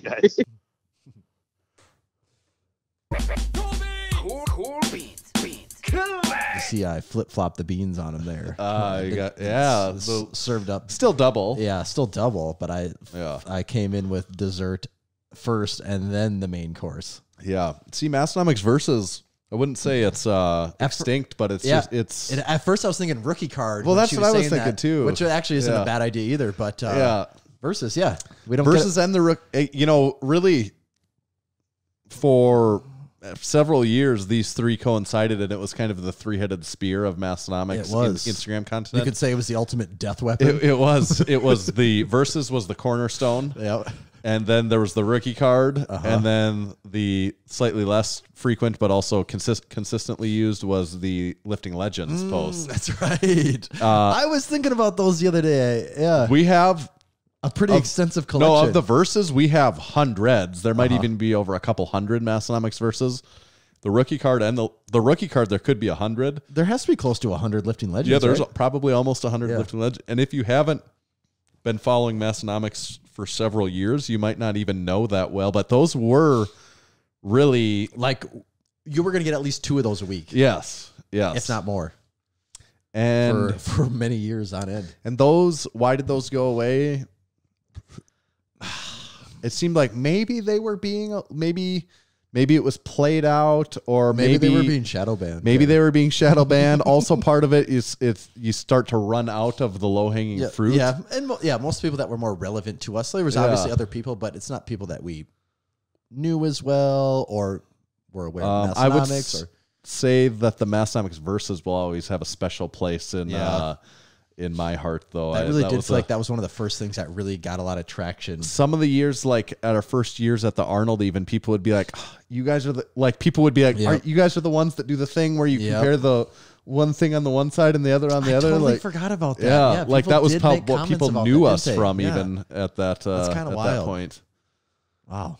So I would love for Massonomics versus to make a strong comeback. Maybe we just need to force feed it down. We actually have done enough new interviews with guests that probably don't have verses now. That's true. Now that I think about it. Yeah, I mean, in the last couple of years, there's been a lot of people become relevant that we probably didn't even know existed prior to that. Bring it back. Bring it back. That's what the people want for 2022. And I kept trying to tell myself to mention like in the YouTube comment section, because people will say, like, make sure to comment. Leave a comment. Yeah, so if you're watching this on YouTube, make sure to drop a comment. Let us know who you'd like to see in the Massonomics versus. I'd love to see that come back. Yeah, we could really pump some of the reruns out too. It's funny. The greatest hits collection is massive. It's a deep library. It is. And there's some time we're like freaking DJs at a radio station, just ready to serve up hits over here. The Lifting Legends those really took a little while to put together each one of those. And some people too. really liked those too. Like really liked them. There's some of the old school powerlifters that's like Vince Anello. Am I saying that right? Vincent Anello. Yeah. I can't think of him now. He loved when we made a lift. Like he will still message to this day about that Lifting Legends. That was like one of the very few things we've ever had where people get into like serious discussions in the comment section where people be, oh yes, I trained with so-and-so from 80 to 84. I saw him do this, this, and this in training. And so like, wow, that's so cool. I can't believe you're like I was there in 1992 when he squatted that 946, you know. Yeah, at the AAU finals in 78. And we're like, whoa, people are allowed to be on the internet now? What? Yeah. It's wild, man. Lifting Legends isn't perfectly on brand for Massonomics is the only issue with Lifting Legends, I would say. It has changed a little bit. Because it is like there's really nothing humorous about Lifting Legends. Not really. Is there? I mean, some of their get-ups were a little humorous. Like the singlets of like, who is one of those? Like Bruce Wilhelm. Like look up that went down to the belly button and also went inside your nipples. Yeah, if you Google like Bruce Wilhelm, there's some pretty funny ones of him. Yeah, good stuff. Do you want to hear from another sponsor? Yeah, another sponsor. I wanted to tell you guys today about Hybrid Performance Method. Is that all right? Did you want to tell me about them? Is that all right if I tell you guys about them? Okay, here's what I wanted to tell you. Hybrid Performance Method is your solution to strength. No BS training, nutrition, and education for the hybrid athlete. Get access to proven training programs that have delivered life-changing gains and podium finishes for thousands of people. Take your training and nutrition to the next level. Get a personalized nutrition plan, plus a dedicated coach in your corner, helping you navigate your nutrition journey. Head into every workout and every day knowing that you will be challenged and end the day better than when you started. Visit hybridperformancemethod.com. I was talking about their training programs there. They also have their nutrition programming that you can pay for through them. And with any of these, best part, we have a discount code. It's MASS, M-A-S-S. That'll save you 5% on any of those massive any of those subscriptions. Yeah, for the entire lifetime. Now accepted everywhere that accepts American currency and Bitcoin. Everywhere that accepts anything. Save 5% on Bitcoin with code MASS. Tanner, did you know Aberdeen has a Bitcoin ATM where you can buy Bitcoin? No. It's at, believe it or not, one of the gas stations in town. Really? Yes. Is that a legitimate way of purchasing Bitcoin then? Apparently, one of my brothers was telling me about it, and he said, yes, in the city he lives in, there's multiple Bitcoin ATMs. ATM's probably not the right term, but Bitcoin terminal or whatever you refer to it as. So do you put dollar bills in? Yeah, and you buy a fractional amount of a $40,000 Bitcoin. And where does it go into a digital wallet somewhere? I believe so, yeah. But so do you have to have that set up prior to going? I think that has to be in place before for the transaction. And it's probably through a certain, through whatever I don't know well enough, but the digital wallet company, the format. That's what I don't know. I don't know well the digital wallet part of it, and I don't really care. So that doesn't. Or like Big Jeff says, it might just give you a physical Bitcoin. I guess I haven't done it. Maybe an actual Bitcoin comes out. I will take one Bitcoin, sir. Doesn't that really feel like it would be counter? Productive to the process. Be like, here's my dollar bills. Here's my Bitcoin. Well, you could almost make an argument for like that's actually kind of what's happening anyways. True. Here's my dollar bills that I will turn into Bitcoins that I will later turn back into dollar bills. I know that's the whole thing, isn't it? Yep. It's all smoke and mirrors if you ask me. It's all Bitcoins if you ask me. Would you ever? So I don't have any. Well, my wife has some Bitcoin through her investing stuff. I don't know how that works though, because I think that's basically through her Robinhood, and there's not a digital wallet in that case. Oh, yeah, so I don't really know what you're buying and when you're buying Bitcoin through that, but I'm pretty sure she has some. But Bitcoin's one thing. Would you ever? Would NFTs, like investing in NFTs, ever interest you? I don't see myself ever investing in NFTs. I could see. It's not my. I could see before I would buy an NFT. I'd be way more likely to make and sell a Massonomics NFT. That's where I would. Yeah, Big Jeff, are you? Is it Big Jeff? Are you the financial planner? Someone in the Discord is a financial planner, and it might not. Maybe it's not. Yes, Big Jeff is on. So we have a resident expert probably if we wanted to talk about get into some serious financial planning. Well, and the way I understand it is a lot of really, really, really rich, like overseas people are either trying to like launder money or get around tax things, I think. And that's what that's why they're buying NFTs, or it's just pure speculation. They're just hoping that one of them will go big. Right. So that's what it is to me, not knowing very well. To me, it's just speculation, investing it. And I'm like, that doesn't interest me. That's not how I invest like any of my dollars. Yeah, well, that's what all this stuff is. It's right. All, I mean, that's, I guess it all is to an extent. I would say in today's, when I say all, I'm saying like in today's current world, and no matter how you feel about cryptocurrency, you have to say it's all speculation because people aren't using it as currency. Right. So they're speculating on it. That's the whole, that's how people are making money with it, is they're speculating on it. So but as someone that is fine with capitalism, I will say I will gladly make an NFT. And if someone wants to pay us $100,000 for a Massonomics NFT for a pair of the Lift Shorts NFT, I'll 100% sell that thing to some wealthy person somewhere in the world. Yeah. What is that? A non-fungible token? Yeah. I think that just basically means it's unique. Non-fungible means it's, it's, it is that unique, Yeah, the way I understand it, it's like, it's basically like there's a receipt. You're like buying the receipt. It can't be fungible. Yeah. But now people are unable to be fungible. Now people are talking about Web 3.0, Tanner. I don't know what that is. Technically, we're in Web 2.0 right now, which is kind of a dumb term, sort of. Is that like web crawler? No. It's just like kind of. Do you remember? Do you know what it was? A search engine. Yeah, yeah. Is it like Netscape Navigator? Was that Web 1.0? No. You could probably say that, but like it's more of like people use it really loosely to kind of almost define like the eras we're in of the internet. Yeah. And now people are saying like Web 3.0 is all about the blockchain, and so nothing needs to be centralized because it's all goes to the blockchain. So we don't need Google and Facebook and Apple getting in the way because the blockchain will take care of all of it. Is there some merit there? Maybe. Is it going to be the paradigm shift in the internet? I don't know either. It's hard to say. On an infinite time scale, I guess everything changes, right? Everything except the Massonomics podcast. New episodes every Monday. That's right. That's the only thing that doesn't change. Do we have another guest? Do you need another beverage, Tanner? We have, I don't know if you saw my cooler here, but I also have a birthday cake I don't flavor. think I could drink another ugly water now at this point. 1 pounder of ugly water. It is a lot of fizzy bubbler going down, isn't it? That would be something to just be pounding fizzy waters. They'll be like, give me my third. Another.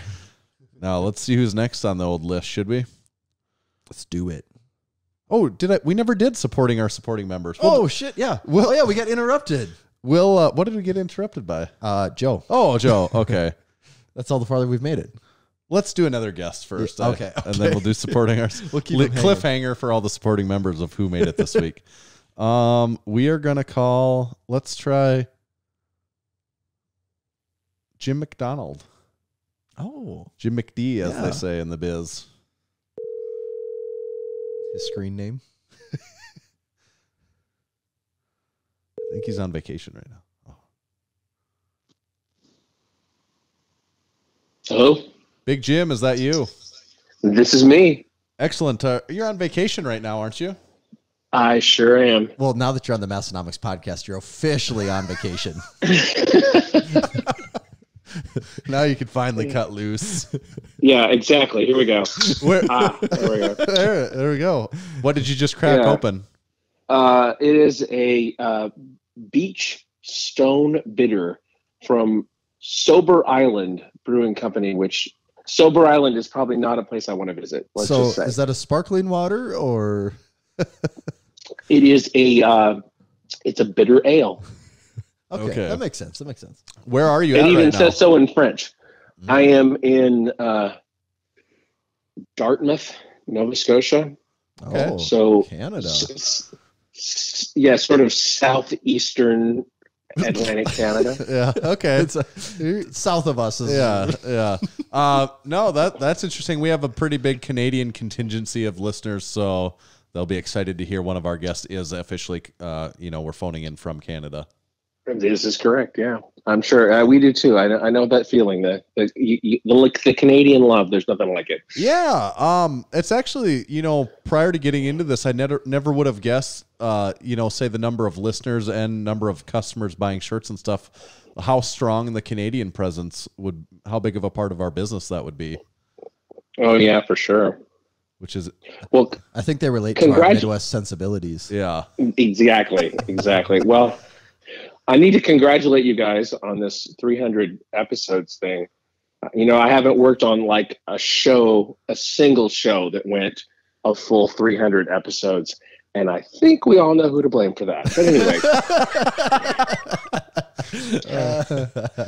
anyway, we should have called you after about 3 more bitter. Yeah, we'll pause this. We'll come back. It could have gotten really interesting then, for sure. Yeah. So in that run on that show, it wasn't to 300. I would have guessed it was around that area. So no, okay. It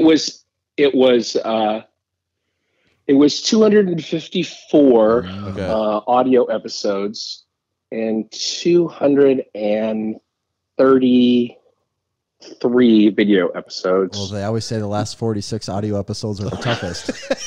That is the old podcasting adage. Well, I will admit to you that there was actually an additional episode that was not published. Oh. It was recorded the day before it all ended. Okay. And if you listen very carefully, you can hear my inner monologue saying, "How the hell am I still involved with this?" Yeah. So does that audio exist somewhere still at this point in time? Yeah, it does. Okay. I never throw anything away, even if I should. Well, no, and it is pretty wild, and you've done, aggregate much more than 300 episodes too, but it's very 7 something. Right, which is wild. Yeah, that is insane.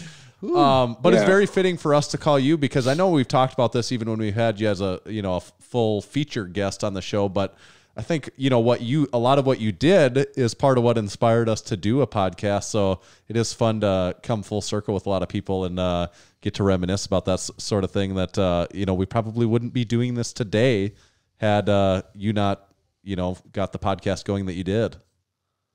Well, I am very proud of what you've accomplished. And I'd say that without any fear of contradiction. I'm really happy to see you guys doing well with it. Yeah, we appreciate it. Yeah, and I do listen a lot of the time. Not every single episode, but I do listen a lot. Well, you'd be crazy to listen to every single episode. Sometimes we do talk about those though that it's like, dang, there's people out there that have listened to every single one of these. It's wild. Yeah, it's crazy. But it's just crazy. No, I really enjoy 50% Facts. Actually, I think it's getting better. I think you guys are continuing to improve as you go, and I really like the Topic Thunder. You've been doing some shorter episodes that you've been putting in the mix, and it just feels like it's kind of hitting a good stride right now. Kind of. Is that how you feel about it? Yeah, I appreciate you saying that. Yeah, I do. And actually, while I'm on vacation, and then Mike is actually going to be gone too, we're just running straight Topic Thunders twice a week until second week of January. And we have a lot of fun with that, working well on that show. I wouldn't even call it working. It's mostly playing. We go into that. If you think we're unprepared for our regular shows, think how unprepared you can be for a 10-minute panel show in which you have, Well, that's funny because even for this, we're calling for this 300 episode. We're making several calls to people that we're gonna, just want to talk to people for 5 or 10 minutes each. And beforehand, as we're getting ready to record, we talked about it and said, "So do we really have anything planned specifically for any of the people we're gonna call?" And it's like, no, we're kind of leaning on the fact that we know all these people pretty decently already. 10 minutes is barely enough to get through the introduction. So, there's not enough time there to worry about that. Yeah. That's a fair point. Yeah, actually, I am inspired by the fact that you guys have something like a format, because when that first show started, it all started as a roll in. Like I would start recording, and there was just no acknowledgement of the intro, voiceover, music, any of that stuff. It was just stepped on like a random cockroach, and we would just go, and we sort of Mike and I sort of continued that tradition. But I'm now like stopping, especially if we're doing one of the media review episodes, to try to introduce everybody and introduce what we're talking about, and right, have a little bit more structure. I like what's Harry Potter, the bad guy's name that you don't say? Voldemort. Well, we shouldn't really say it, but we're all saying it now. We've all said it, and we shouldn't have done that. But the podcast you're referring to, it's kind of like Voldemort. We don't say the name. He who shall not be named. Yeah. Yeah. Oh, as long as we only use the part that starts with a P, we're fine. Yeah, right. The Powercast. Yes, the Powercast. Just don't say it 3 times into a mirror. And never say those first 2 words at all, ever. That's the Voldemort. Yeah, that's great. No, we really appreciate it, Jim. It was fun to even just get to talk to you for a couple minutes. We like what you have going. I hope the gym and the podcast and everything else you guys doing continues to do well. Well, thank you very much. Yeah, we're all hoping for a better 2022. Everything is complicated in the gym business, obviously. And as I've talked to you guys, I know that the apparel business is more complicated than it used to be, for sure. Yeah, isn't that frustrating a little bit? It's just it's just annoying, and we're a little more like the gym business is a little more normal here in Western Northeast South Dakota, but it's easy for us to forget things are different in places where a lot of people live. Our little tiny corner of the world isn't how most of the world is. Right. Yeah, and for us, I think it's more that people just haven't come back people haven't come back to gyms the same way they have in other areas, and people haven't come back to work downtown where our gym is. And it's very targeted toward that kind of state worker, downtown employee. That there used to be 90,000 a day coming downtown, and now there's considerably less than that. So. Yeah. Side note, is World's Strongest Man, that's planning to be in Sacramento again here this next year in 2022, I think, right? My understanding is 2022, yes, and 2023, maybe. Okay. There's one more year on the contract, but it might not be 3 consecutive years. Okay. Well, we're going to keep that in mind. I would really love for us to get there for that. That would be really fun. And if we're able to, we'll, of course, we're going to look you up when we're there. Yeah, we're literally like a mile and a half from where they held the World's Strongest Man this year. Okay. All right, cool. All right. Good stuff, Jim. We appreciate it. Thanks, Jim. Thanks for having me on, guys. All right, cool beans. See ya. Cool beans. Cool beans. Cool beans. Cool beans. Cool. Big Jim gets the cool beans. Okay, back to supporting our supporting members. Should I really do it this time? Who's on? So did I explain the supporting members? Maybe I can't remember. You should just, in case someone didn't catch that. Okay, so this is a segment for all of our supporting members, also known as our Discord community, a very active community. You can get in the part of the family just by becoming a supporting member. Go to our website, sign up. There's a few different tiers there, all of them with great exclusive benefits, including possibly supporting our supporting members now. That might be the most important thing, actually. Yeah, as well as getting to listen to the podcast live like they are. Maybe a discount code or 2 in there, getting early access to drops, that sort of thing. So this week in supporting our supporting members, this is for the Discord crew.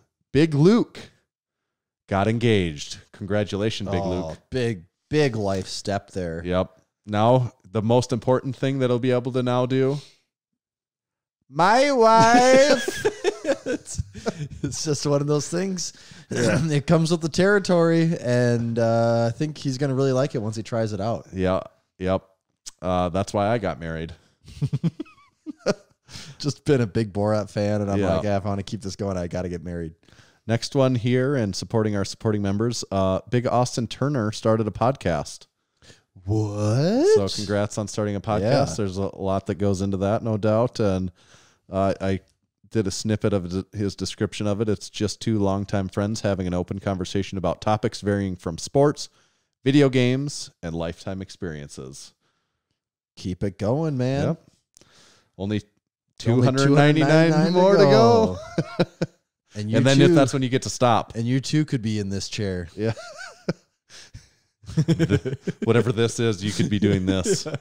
So that's our supporting member segment. Congratulations to everyone that made it. We'll, of course, keep our eyes and ears out for who can make it in future weeks.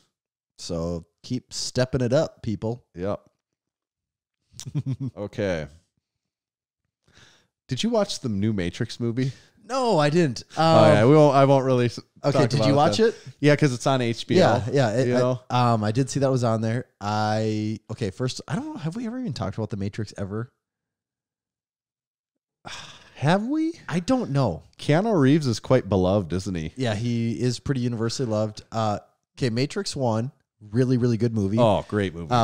It came out 99, so I would have saw it when I was 10.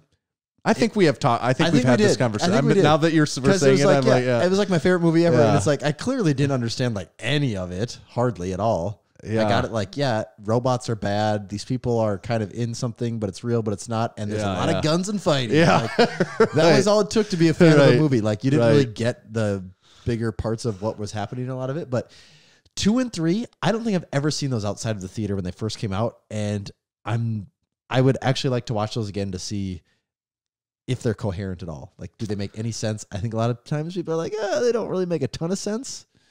They get a little out there, I know. This one, I do not know what I watched. Okay, so I don't even know if it has to, I'm is this even trying to make any damn sense? And maybe I'm just not deep enough into the Matrix, I should, maybe if I would have just rewatched all of them. You took the wrong colored pill, so you just don't get it. I guess I did. I took the blue pill because it was really, it was terrible. And I went into it with I was like, this is going to be awesome. I can't wait. And I'm like, I think it's getting kind of pretty mixed reviews at best, isn't it? I don't know. Okay, I don't think it's getting good reviews. I would need someone that really understands it to explain it to me. And then I would still probably think I'd be like, okay, are you sure that that's what it means? Because I don't even know if it's even possible for this to make sense at this point. Yeah, I need to watch it. Did it look cool? Did it look cool? Yeah. Even that sounds a little hesitant. It's just it's such a riff off of itself. Okay. It almost feels like it's a parody of the Matrix. Yeah. Well, and I won't even say anything else, but it is. Well, but didn't they try to kind of do that a little? Weren't there? I mean, I think that was the point. I thought I read something that there's a lot of clips of the old. Okay, yeah, I thought I read something about there was one of the, I don't know if it was the Wachowski brothers or whoever had some vendetta against the studio that was trying to make them do another one, so they almost tried to do some things out of spite in this one. Oh. That's what I thought I was reading the one day, but I didn't really want to look too much into it because I hadn't seen the movie. Yeah, and I don't want to say anything else, and I honestly don't understand it well enough to even hardly spoil much. But I just probably won't because it is pretty fresh and new. But I was just a little disappointed at what it was. I just didn't understand what was going on. My wife was completely checked out 15 minutes into it. I wouldn't even attempt to watch it with mine because she would be. The first one is I don't even think you have to. It's just is a good movie. Yeah, I think it's because it kind of just introduces you to the concept a little more, and then it's action based. Where I don't even know. The next ones just go so far down the rabbit hole. That Keanu Reeves, though, I was having a funny conversation with Darren, friend of ours.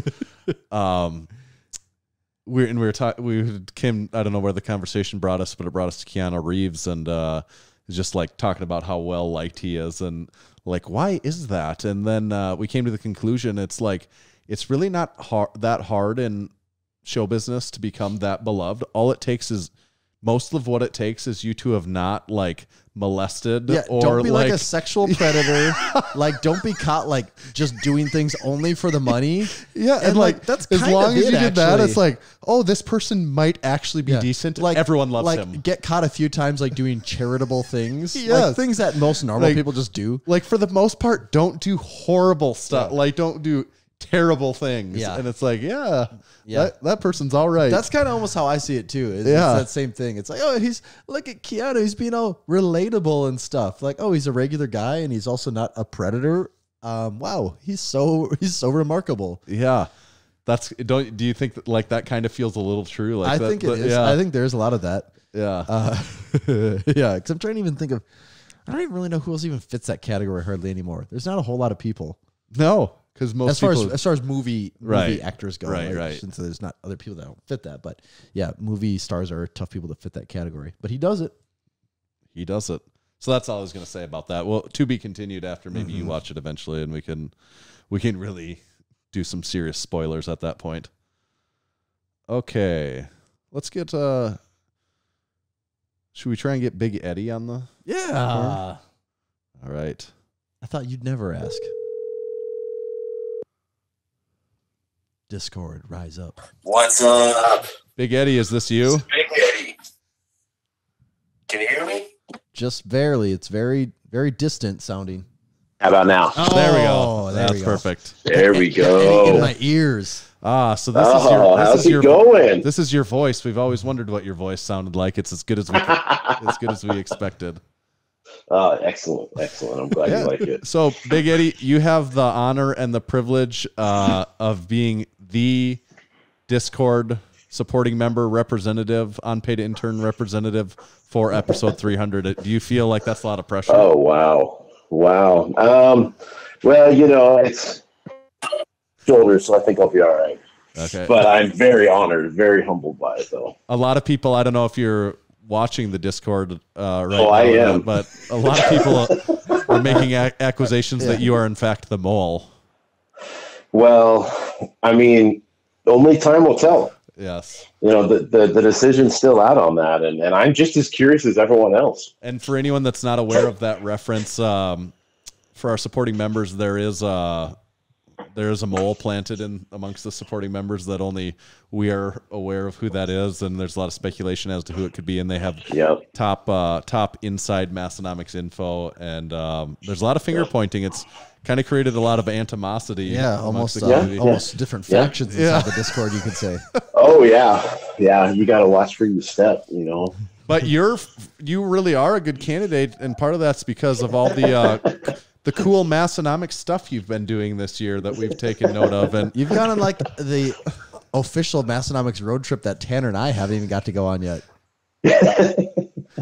Well, it's it comes with the perks of my job. I get to travel and. So explain what you do a little bit. So you obviously do, like you said, you travel for your job a lot, but then whenever you're traveling, what you're coordinating these special stops, or how does that process work? Yeah, so I cover the whole Northeast, and I'm on the road a lot. I visit customers, and when you're on the road, and just to be clear, you're not referring to Massonomics customers.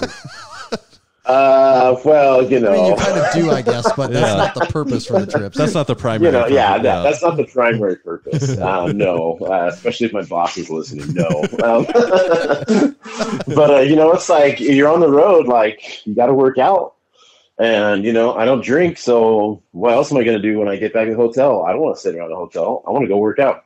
So I've taken advantage of it, and I look up gyms. I try to find powerlifting gyms. I try to find strongman gyms.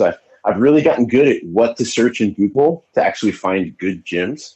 Barbell club is key word there. If you're traveling, you want to find a good place to lift, put in barbell club, and you're gonna find some good results. And it's like I said, I don't drink, so my boss is like, hey, a day pass at a gym and a shirt is cheaper than the alcohol my coworkers are buying. True. So I'm still coming ahead on the per diem and all the expense reports. And did you notice he didn't say anything about shorts though? When he was talking about do shorts? Well, some things we don't need to talk about on the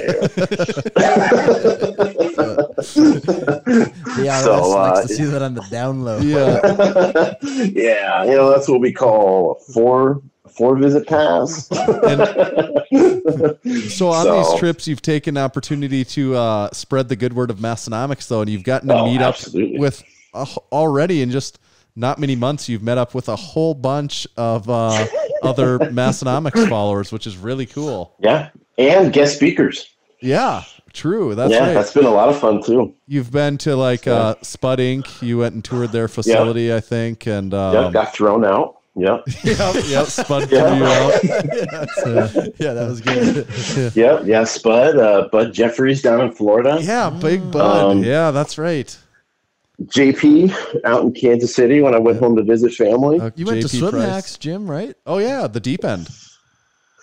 The where? James Strickland. Oh yeah. I went to James Strickland, the Massonomics Gym of the South. Yep. I was down there. And I've already got my list I'm working on. I mean, Zach with the Lion's Den is really close, and I'm actually going for a Northeast contingency meetup there. I think he'd be down for that to host us, coming over, goofing around, and grilling some meat and cooking and lifting some weights. So, but out of the Massonomics, kind of that group, who's been the best to visit? Who's been the best? Yeah.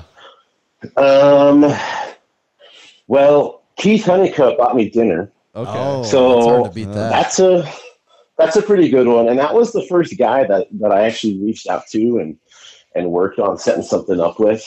You know what? I loved the video you did with Matt. I was about to say, but Matt was the only one that I didn't. Yeah, like everyone else, like I had to come up with the idea, like, all right, this is what we're gonna do, or I just like sprung it on him. But with Matt, it was like, take it away, man. What do you want to do? I'm at your place. Like, what's your big idea? Yeah, I like to picture Matt just has a stack of like ideas. He just needed someone to act them out with him. Yeah. Well, I'm not supposed to talk about that list. But the hard part to have him as first is the whole incident that happened while I was there, and I'm still a little upset with how he treated me when I was just trying to use his drink spotter, trying to have safety first in his gym, and he goes and flips out and throws me out. Yeah. But that's okay. I know where he lives. Do you think your travels will ever bring you to Western Northeast South Dakota? Oh yeah, absolutely. So we need to find a very large welding outfit up here that you have a reason to visit. Is that right? Yeah. Yep, that's right. 50 arcs or more. Okay. That seems like a lot. I was gonna say, that seems really big. Like, well, it is. I mean, that's what I focus on. But I mean, we got CNH up in Fargo, so, and I may have already been trying to work at it. Yeah.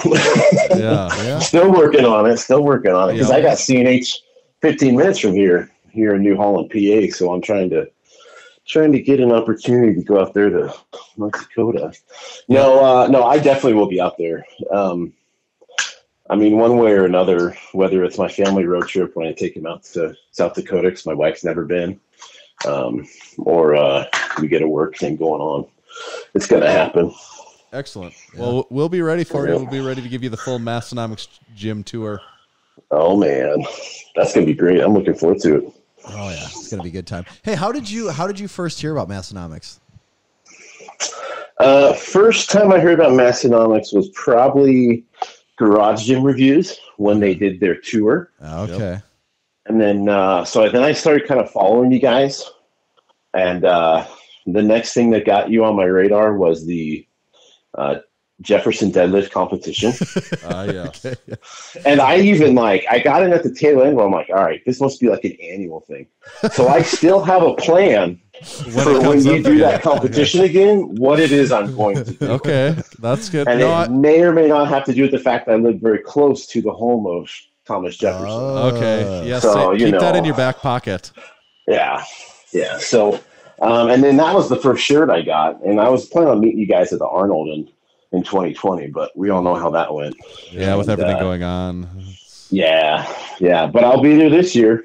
Well, we'll see. We'll see you there. I think we're 524 or something like that. You'll You can't miss us. Well, if they don't accept me for the Highland Games, then I've got my application ready to submit for work in the booth. Are you planning on possibly doing the Highland Games if you can get that? I just submitted my application tonight. Okay, that'd be awesome. But there's only 8 guys in my class, and so if I'm the 8th guy to apply, then I'll get in. But otherwise, I'll keep applying next year. Yep. Okay. So yeah. So no, that'd be pretty fun to get to. It's on my list to get there before I turn 40. Okay. And compete there. Yeah, before you're in Scants territory. Yeah, right. So.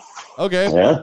Well, good stuff. Sweet. We're glad we got to talk to you. And honestly, we just really appreciate the support and all the cool, fun stuff you've done. We love watching it. We love seeing it. It makes for fun content, and I think everyone else likes to see it. It's like too, a little present getting it dropped is. in It's our awesome. feed. Yeah, it's amazing. So keep up the great thank you. work. It's been a lot of fun on my end as well. Been a lot of, confusion for my wife, but that's all right. That's what we do. Confuse wives everywhere. That's right. Yeah. So sweet. All right. Thank you very much, gentlemen. Thanks, Big Eddie. All right. Bye. All right. Cool beans. Bye. Cool beans. Go Beans. Cool beans. Yeah, we are just pounding through these things. We are.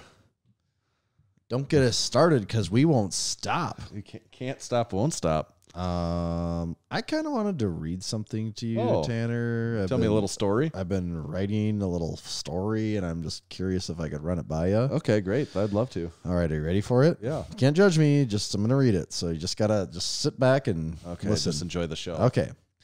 Today's episode of the Massonomics Podcast is brought to you by Spud Inc. and the Gateway 2-Ply. 2-Ply briefs, to be exact.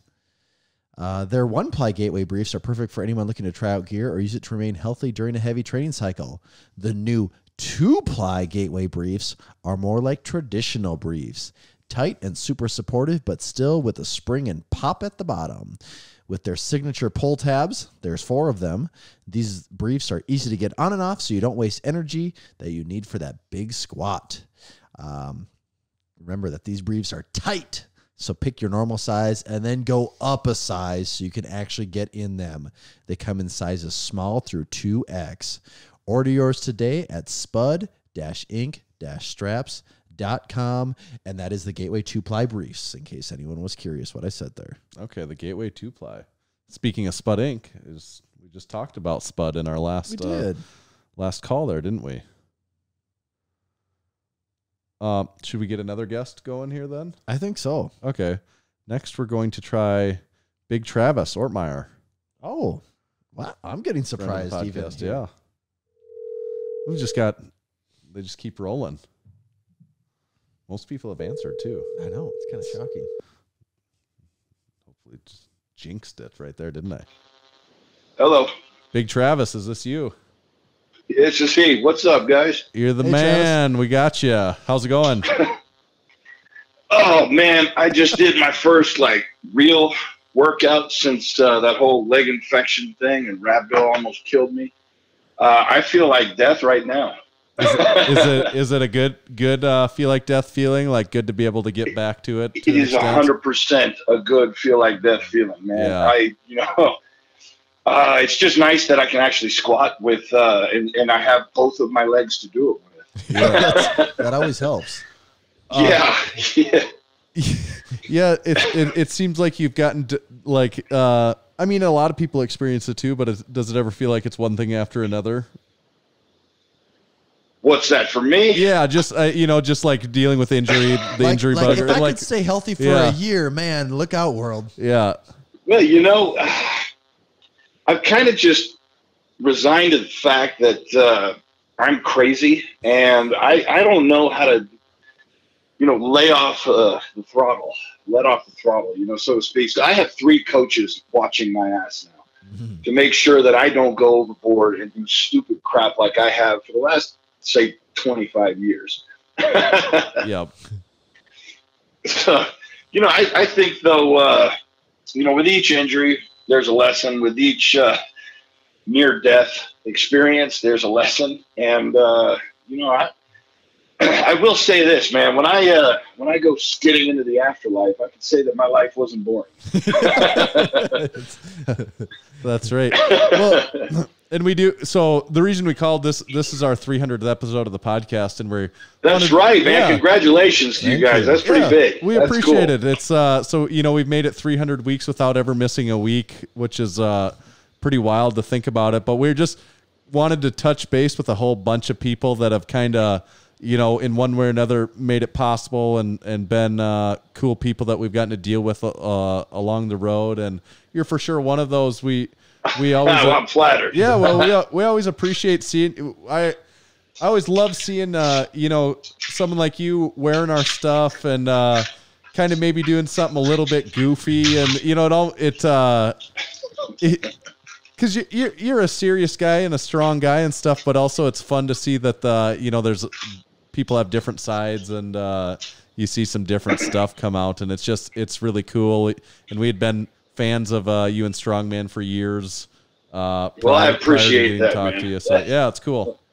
That's cool. You know, there's one thing I've learned through all the I guess shit that I've been through is you can't take anything in life too seriously. You can take a couple things really seriously, but you can't take everything super serious. So I've learned how to kind of let off a little bit, and I stay serious when it comes to training, when it comes to competing, but when it comes to the rest of life, yeah, man, I've just relaxed and learned how to have fun. And, you know, the stuff that I post, you know, the goofy stuff that I post, I'm honestly behind the scenes laughing my ass off. I'm just like a little kid playing with a toy or something. It's just so I just have fun with it. And if I think it's funny, I put it out there. And, you know, if other people think it's funny, that's cool. If not, that's okay too, because I thought it was funny. And hell, that's all that really matters at the end of the day.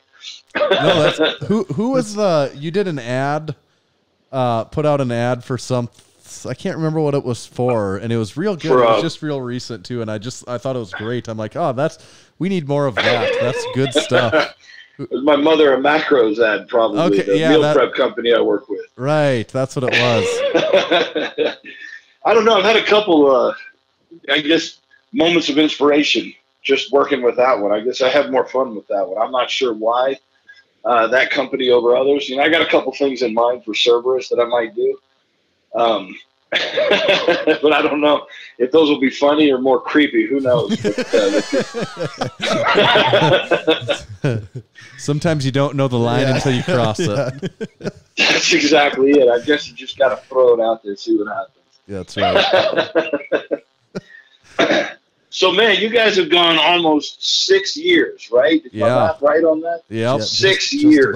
Yeah. Without missing a week. That's incredible. That's freaking dedication, man. That's most people can't do that. They'll find an excuse to kind of, you know, take a break here or there. Well, it's some people would say it's insanity, probably. It is kind of insane. Good Lord. But it's just like anything though too. Even like you know, collectively, how many years have you competed in strongman? You know, is it I don't know what the number of it, 10 plus 15 or whatever it is, but for me, yeah, we're on almost 20 next year. Yeah. Right. And just think, you know, that you know, the average person does it for like a year or two and stops. You know, that's just the or has to stop. Right, or has to quit. Right. So it is wild. So what you're saying is y'all are just as crazy as I am. There's a little less risk here, you know.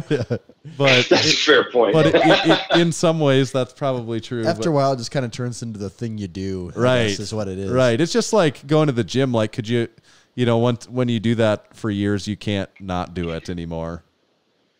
Well, I mean, I got to say, it sounds like you guys have so much fun every time. So why not? You know, and I got to say, I love, you know, all the inside jokes and all the, you know, the sparkling water and the cool beans. Yes. Yeah, we got a few of them. Yeah. And that's what we love doing. And it's just fun. The more people we get in on it, you know, that kind of some of it doesn't make sense, and it never makes sense, but it doesn't matter if people are in on it. It's just like everyone's like, nah, we don't really get it either, but it's kind of funny, so we just keep it like rolling. The lift shorts. Yep. Man, I am still saving up for a damn pair of lift shorts. One of these days, man. And the rest of the peasants out there. That might take you. That might take you another 6 years. So episode 600 is going to be our golden moment. All right. That's your chance. That's awesome. Yeah. Yeah, that's really cool. And we honestly, we just wanted to kind of say hi and say what's up. And what about what you probably don't know at this point? Do you have any plan of what your outlook is for the next time you'll compete then? I've got a plan, but I'm not saying anything to anybody. Okay. That's understandable. We'll keep it under wraps. I got a pretty long road of recovery and building back up. And yep. But I think, I needed the break anyway, and I told myself that after that last contest, I was going to take a month or two off. I think that infection was just the universe's way of making sure I stuck to that promise. Because I've said I was going to take time off before. And in my mind, I'm taking time off. But when everybody else looks at me, they're like, what the fuck are you doing, man? Jesus Christ, calm down. This is not taking time off. Training 3 times a week with that intensity is not time off. Right. But, I guess when you're used to pushing the way I do, it feels like it. So to be knocked on my ass for, the better part of, a month and a half, just solid knocked on my ass, unable to really do anything. I think the rest of my body got a lot of, good recovery in. Yeah. So that makes sense. Yeah. I mean, this whole thing may be a blessing in disguise. It's one of those things that I've noticed throughout my career. I've seen so many guys kind of take a hiatus for 6 months to a year sometimes, only to return and be stronger than ever. Like, there's something there, there's something that's there. You think you're missing a lot of time in the gym and you're losing a lot of ground, but really, you're really not losing that much. You build back so fast as long as you haven't taken a lot of time away. Yeah. But you build back so fast, and then everything's so much fresher that you reach new heights. I've seen it so many times that I'm thinking to myself, that's gotta happen to me, right? Like, come on, I need that kind of wave. I'm gonna ride that wave as far as I can, and come into my next couple contests, with the actual belief that I belong there, so that I don't kill myself in training trying to prove that I'm worthy. Right. If that makes sense. No, that does make sense. Yeah. I was going to ask you one thing I just about forgot about it, but who do you think out of everyone competing right now, who do you, in your opinion, who's the strongest guy in strongman right now today? Oh, shoot. Because it's tough. It's not, there's been periods of time where it's pretty easy answers to that question, that a lot of people would agree. But right now there's a lot of parity, or there's a lot of highly competitive guys right along that level. Well, you got a couple guys who are really good. Well, I guess you got every guy who's really good at a few events, or, a couple events. You got your big pressers, you got your big deadlifters, you got your, stone freaks. And then you've got a few guys who are really, really well-rounded. And I've got to say, I would think right now the most well-rounded guy, aside from myself, is Martins Licis. Okay, yeah. He was certainly one of the ones that would be in the discussion, I think, no doubt. I think so, man. You could always say Mateusz, but his deadlift is kind of subpar. Martins doesn't have that weakness. Yep. Tom Stoltman would be another one in the conversation, I would think, and Alexei Novikov would be the other ones that would come to my mind right away, probably. Those were the other two that came to my mind. And Luke Stoltman, the Stoltman brothers in general, man, they impressed the hell out of me. Those guys are freaks. Yep. Well, really, everyone named, and all of you, everyone is really a freak. Yeah. But so maybe just freaks of freaks. Well, when you're a freak to the other freaks, that's something. Yeah, that's true. noteworthy right there. That's a good point. Awesome. Well, that's good stuff, Travis. We really appreciate getting to talk to you.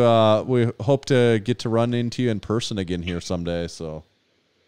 Yeah, man, absolutely. I'd love that. You know, I was just kind of in your neck of the woods. Yeah, you're in North Dakota, right?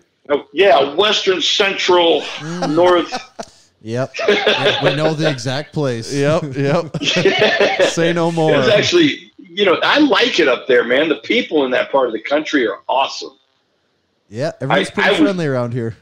Dude, we went to breakfast. Because it was freezing outside, and the guy that was driving us around, a guy named Mitch Hughes, and we know Mitch. Hughes, yeah, and they're Lacey, great, they're awesome. Awesome people. Yeah, awesome people. So they took us to breakfast, and Mitch leaves his truck running while we go to breakfast because it's a diesel, and you don't want to freeze up because it was like 0 degrees out there. Yep. Leaves it running the whole time we're in there eating. Come out 45 minutes, an hour later. It's still there. Yeah. Right. And like, that's a thing. People are like, yeah, that's no big deal. Hardly anything ever happens here. Nobody steals your truck. Nobody steals anything. People don't lock their houses. Yeah. There's lots of people that go like years without locking their houses. Yeah, like, what? Like, I don't know. Do we have a key to the house? I'm not really sure. Yeah. It made me think about Misha Kuklayev, and he was telling me old stories about USSR, Soviet Russia. Yeah. And they never locked their houses. They never had to worry about crime. Yeah, I guess because if you were a criminal, you were put away in the gulag or something. Yeah. Gone in Siberia. Yeah. So it was ridiculously safe. And then, of course, post-Soviet era and the rise of all the mafias and, crime went through the roof. And now I guess there's, they're like big cities over here. You got to lock your doors. You got to get an alarm. You got. You can't leave your pickup running for 30 minutes in the parking lot with the keys in the, I just got to run into Walmart. I'll leave the keys in the I'll leave it running. Yeah, I mean, here's my Russian, crime story. I got stuck in Moscow airport for a couple of days because problems with a flight and then that issue. My freaking tablet that I had got stolen out of my bag while I was taking a nap on a bench. Wow. So that's Russia. And that's unfortunately that's America too. That's pretty ballsy for someone to be like, who should I steal from when they're not like that guy, right? There, that's the guy we should steal from. Exactly, man. I guess one of the few nights you ever sleep well on a bench, and that had to be the one. Yeah, I just can't have it all. Okay. But yeah, man. So you guys, your part of the country impressed me so much. I even started to consider what would it be like to live here? Well, really cold mostly. Hey, you come to Western Northeast South Dakota, and you've got a lifetime membership at Massonomics Gym. So be careful, man. I might take you up on that. So, all right, cool, Travis. We appreciate it. It's good to talk to you a little bit. Yeah, I appreciate it, guys, man. It was good talking to you, and congratulations on your 6 years running 300th episode. That's pretty cool, man. Awesome. We appreciate it. Yeah, thanks a lot, Travis. All right, guys. Take care. Yep. Happy New Year. Yep, you too. Bye. More cool beans? How many cool beans are over here, Tanner? All the cool beans. Jeez. Let me just checking on one more guest here. Our WNESD weather bot right now says that it only feels like it's negative 28 right now, so it's pretty warm outside. What does it say? The feels like temperature is negative 28. Oh, we didn't even talk about. I'm just sending a text right now to our potential. Do we still have guests lined up? Well, we might. We just He might. said he's in bed, so we'll just see. Oh, boy. We'll just see what he says to this. All right, he said LFG. Okay. Does that mean let's effing go? I Is that what that think means? so. Or does that mean leave me alone? I'm trying to sleep. It could be either one. All right, we're trying. Big Dan, our capstone guest. Oh, this is gold. This is gold. Big Dan, you're not asleep yet, are you? No, hell no. The wife's snoring, but I'm not yet. See, we were trying to call everyone for 5 or 10 minutes, but the first person we call is Huck Finn, and him and Karen. They're both drunk. Yeah, they weren't in a hurry to go. Yeah. Imagine that. Man, Tuesday night. Well, it's the New Year's in 5 days, so. Yeah, right. Exactly. A bunch of dickheads. Yeah. Oh, that's hilarious. And we wanted to save the best for last, of course. So that's we saved you for last. Oh, you're certainly a scholar and a gentleman. Thank you, sir. No, we just call and talk to you for a couple minutes. We're recording the 300th episode and just talking to some of the people that we've gotten to talk to along the way. And you're definitely one of those guys. Out of all, man, 300. That's crazy. Out of all the guys we've talked to, you're definitely one of them. Yeah. Wasn't the first one like 70? Wasn't the first one? It probably was Someone around could there, fact wasn't it? check us. That's on the Discord, but I think it might have even been earlier than that. Yeah, it could have been in the 50s. I think it's even. like, someone just guessed 50. I think about 50 is right. Yeah, it had to have been. That was, oh man, forever ago. Still fat, still a little stronger. Actually, kind of the crazy part is that was about 5 years ago, which is pretty insane. Yeah, I suppose. That is wild. That's right.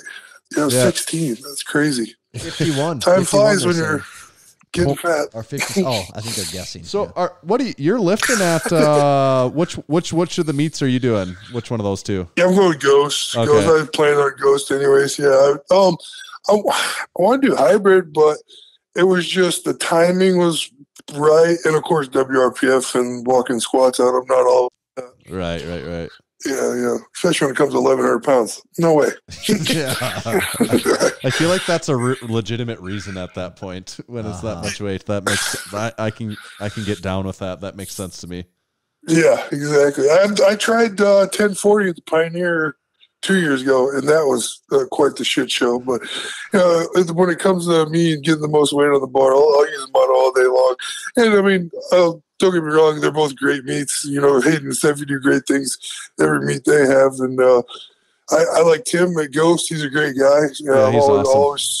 Always support anything he does. I've known him since 2014. So yeah, I had no problem signing up for that meet. I'm not too sure from your Iowa days, I suppose. Iowa you do connection. Right. Yeah, exactly. Back to drinking Bush and eating corn. No kidding. That was stupid. What a teenager. But yeah, I'm excited for that. That'll be a good one. And like I said, supporting Tim and Alex and those guys like that. February worked out perfect. It was the weekend before my wedding anniversary and Valentine's Day. So I figured go down there, buy her a nice seafood dinner, and then I got all three. Never call her back. Yeah, leave her there. Dorothy Matthews is a saint.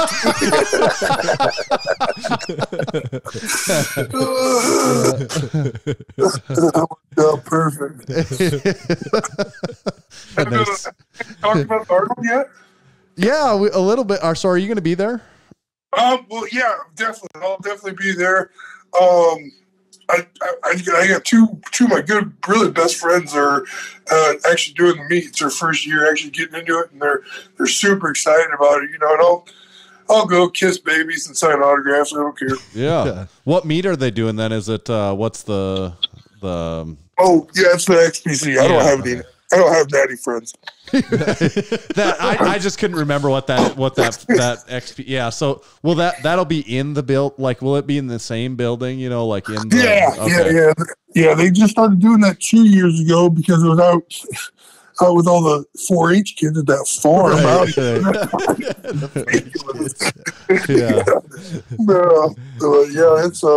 It was pretty sweet that they moved. I was pretty excited, but it'll still be interesting.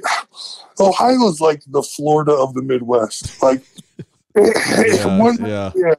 like bipolar as hell. So one minute they want to go one way, the next minute they want to It's weird. It'll be really interesting to see what it's like and how we were talking to Joe about Animal not being there this year. We hadn't really known that for sure, but I kind of saw they weren't on the map and hadn't heard anything about it. So it's kind of weird that there won't be the Animal cage. You know, that kind of stinks. But Yeah. Did you talk about Joe Sullivan? Yeah. Yeah, of course. He has to know everything. He's the white Oprah of powerlifting. I swear to God. It's like Littlefinger from Game of Thrones. Yeah, that's right. Yeah, right. Oh, that's awesome. Oh, yeah, but like I said, I'm excited. Just, I always look so much forward to the Arnold because you just got to see everybody that you didn't get to see all year. And you're not, like, for me, I mean, I've never actually competed there. I've only done the cage a couple times, but like you get to go and like you're not no stress of all that nonsense. It's just fun. Everybody's having a good time. It's just like a giant family reunion, kind of. Well, yeah. I mean, family reunion maybe in South Dakota, but not. Instagram reunion maybe is the better word. There you go. Yeah, exactly. Yeah. Guess what the weather is here right now. Oh, I can only imagine. I'm actually leaving in about 5 hours. I'm driving back up to Illinois for New Year's, and I've been looking, and I got 3 sweaters, and my Carhartts are still up at home, so I'm going to pop those things on the minute I get there. Yeah. What did the wind chill? I think the feels like with wind chills like negative 28. Yeah, negative 28 right now. Well, just so we're clear, I'm sitting in my garage drinking a beer and nothing but shorts and sandals, sweating. Well, I mean, of course I'm sweating, but it's 82 at 11:15 at night. Yeah, Florida boys, Florida. Yeah, I'm telling you what. Rough. Yeah, exactly. Christmas Day was like 79. I was on the bike. We were eating too much lasagna, and then it was just great. I loved every minute of it. But is there anything like it wouldn't be Western, Northeast, South Dakota? We wouldn't have a shtick like that in Florida. I don't think. Oh, it's all weird down here, man. It's all different. But no, I mean, I don't blame you. That's home for you guys, and it's gorgeous. You know what I mean?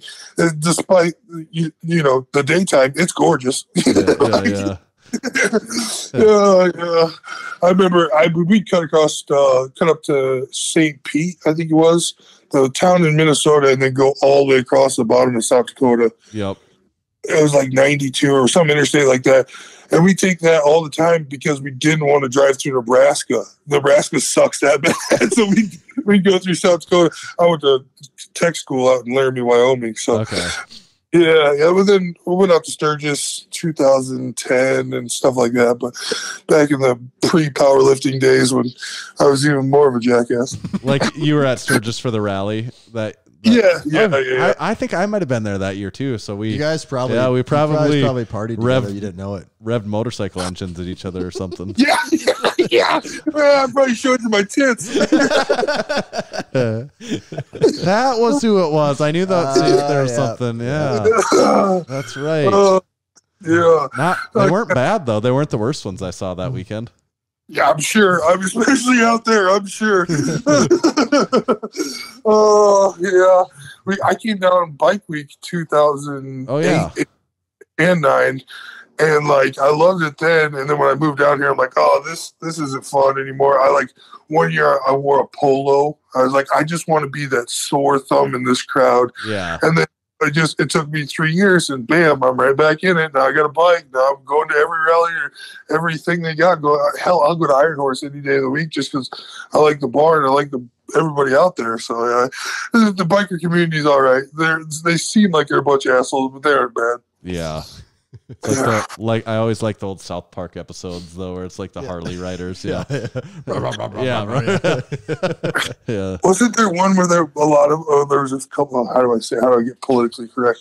There was they liked penis. There was like a gay bike group. Yeah. That was kind of the whole thing. I think that was, yes. Yeah. I got off their bike and they're like limp-wristed as hell. Oh, it's so funny. So after you do this meet, do you have more meets that you're planning after that, or are you taking a break then for a while, or what do you think you're going to do? Well, I try not to get in that politics nonsense that was going on with WRPF. Yeah, I'm sure. Yeah. But if they do the run like they did this year, I will probably try to run up to that South Carolina meet or North Carolina, wherever Mika Marino's putting that one meet on, because I guess that's in the circuit of WRPF meets for that extra $10,000. And I looked at it the other day. It's only like a 6-hour drive from here, so it's not horrible.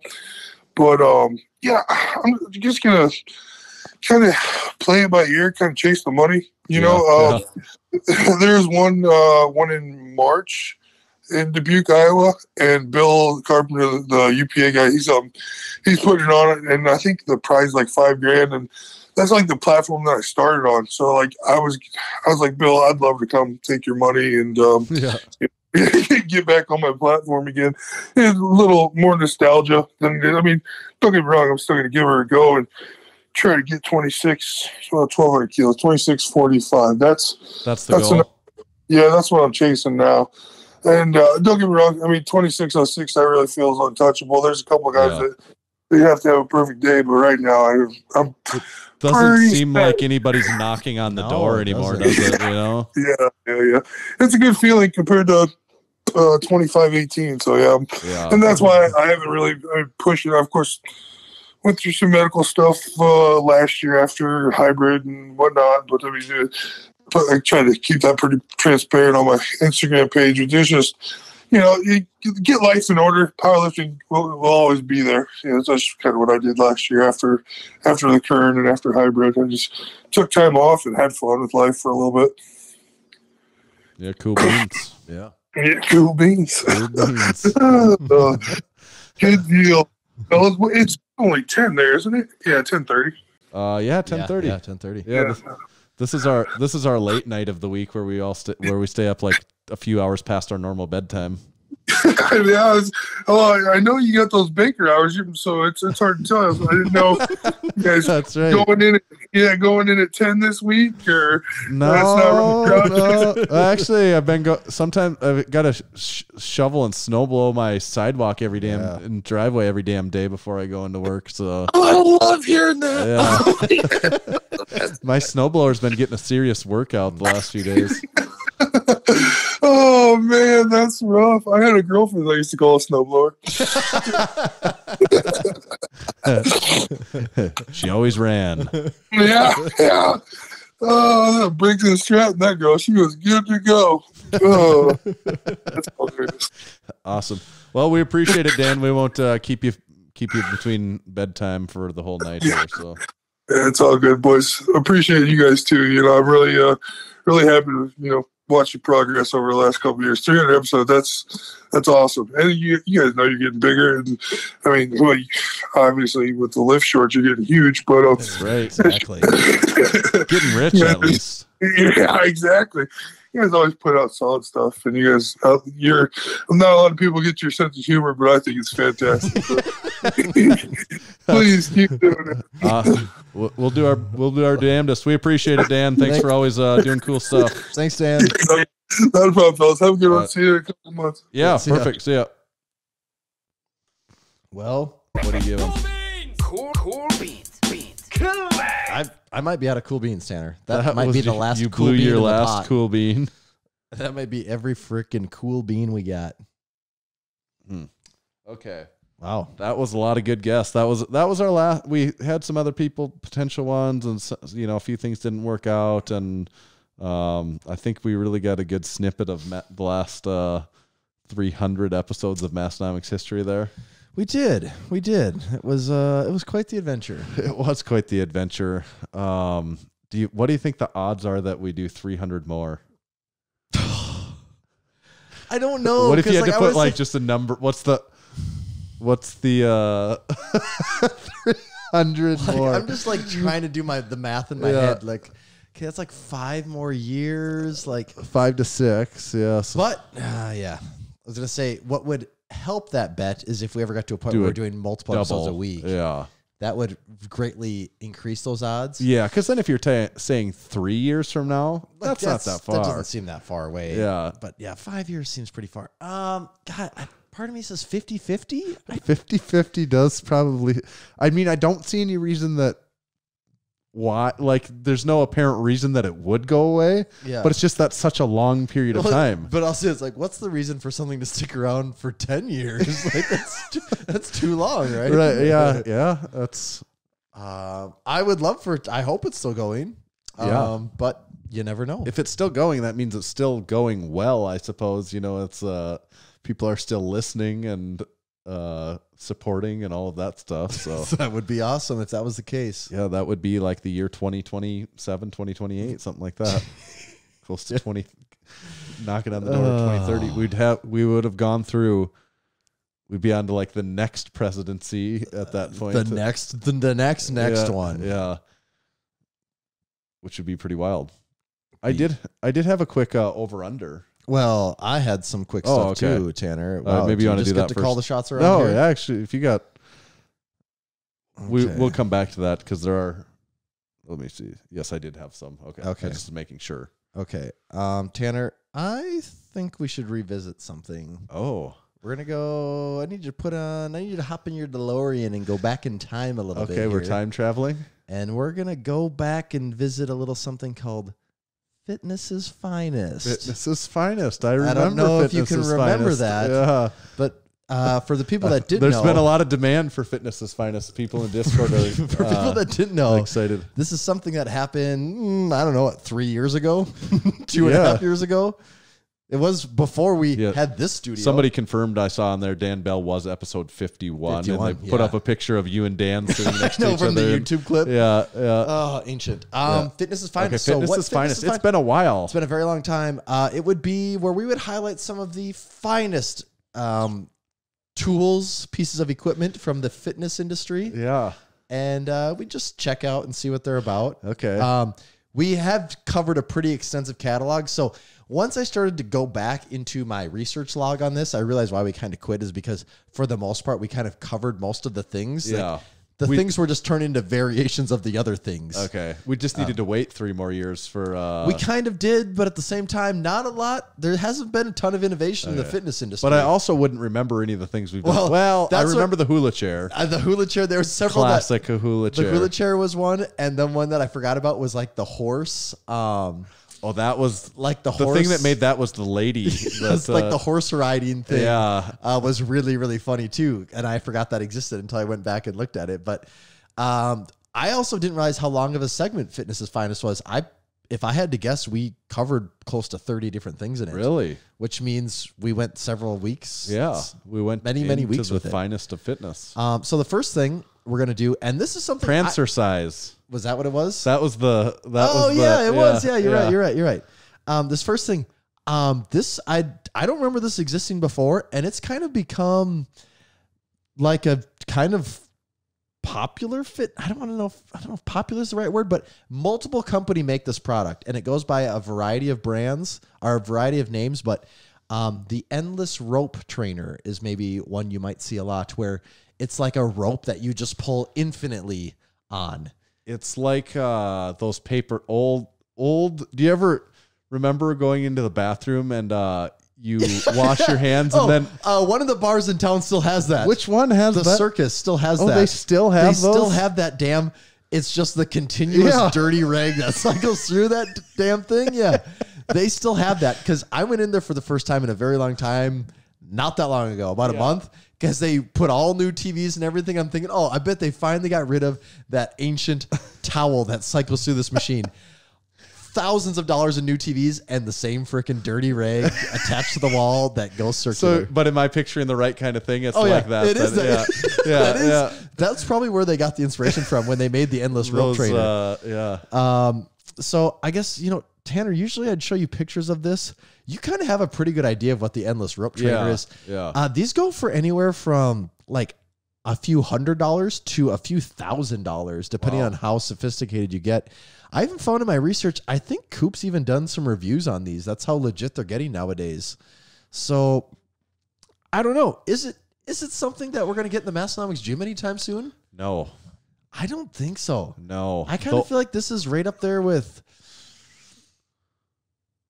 I'm just trying to think of who this, besides like a CrossFit athlete that has to climb a rope, but you're just going to climb a rope then, aren't you? Safety, I guess, would be a.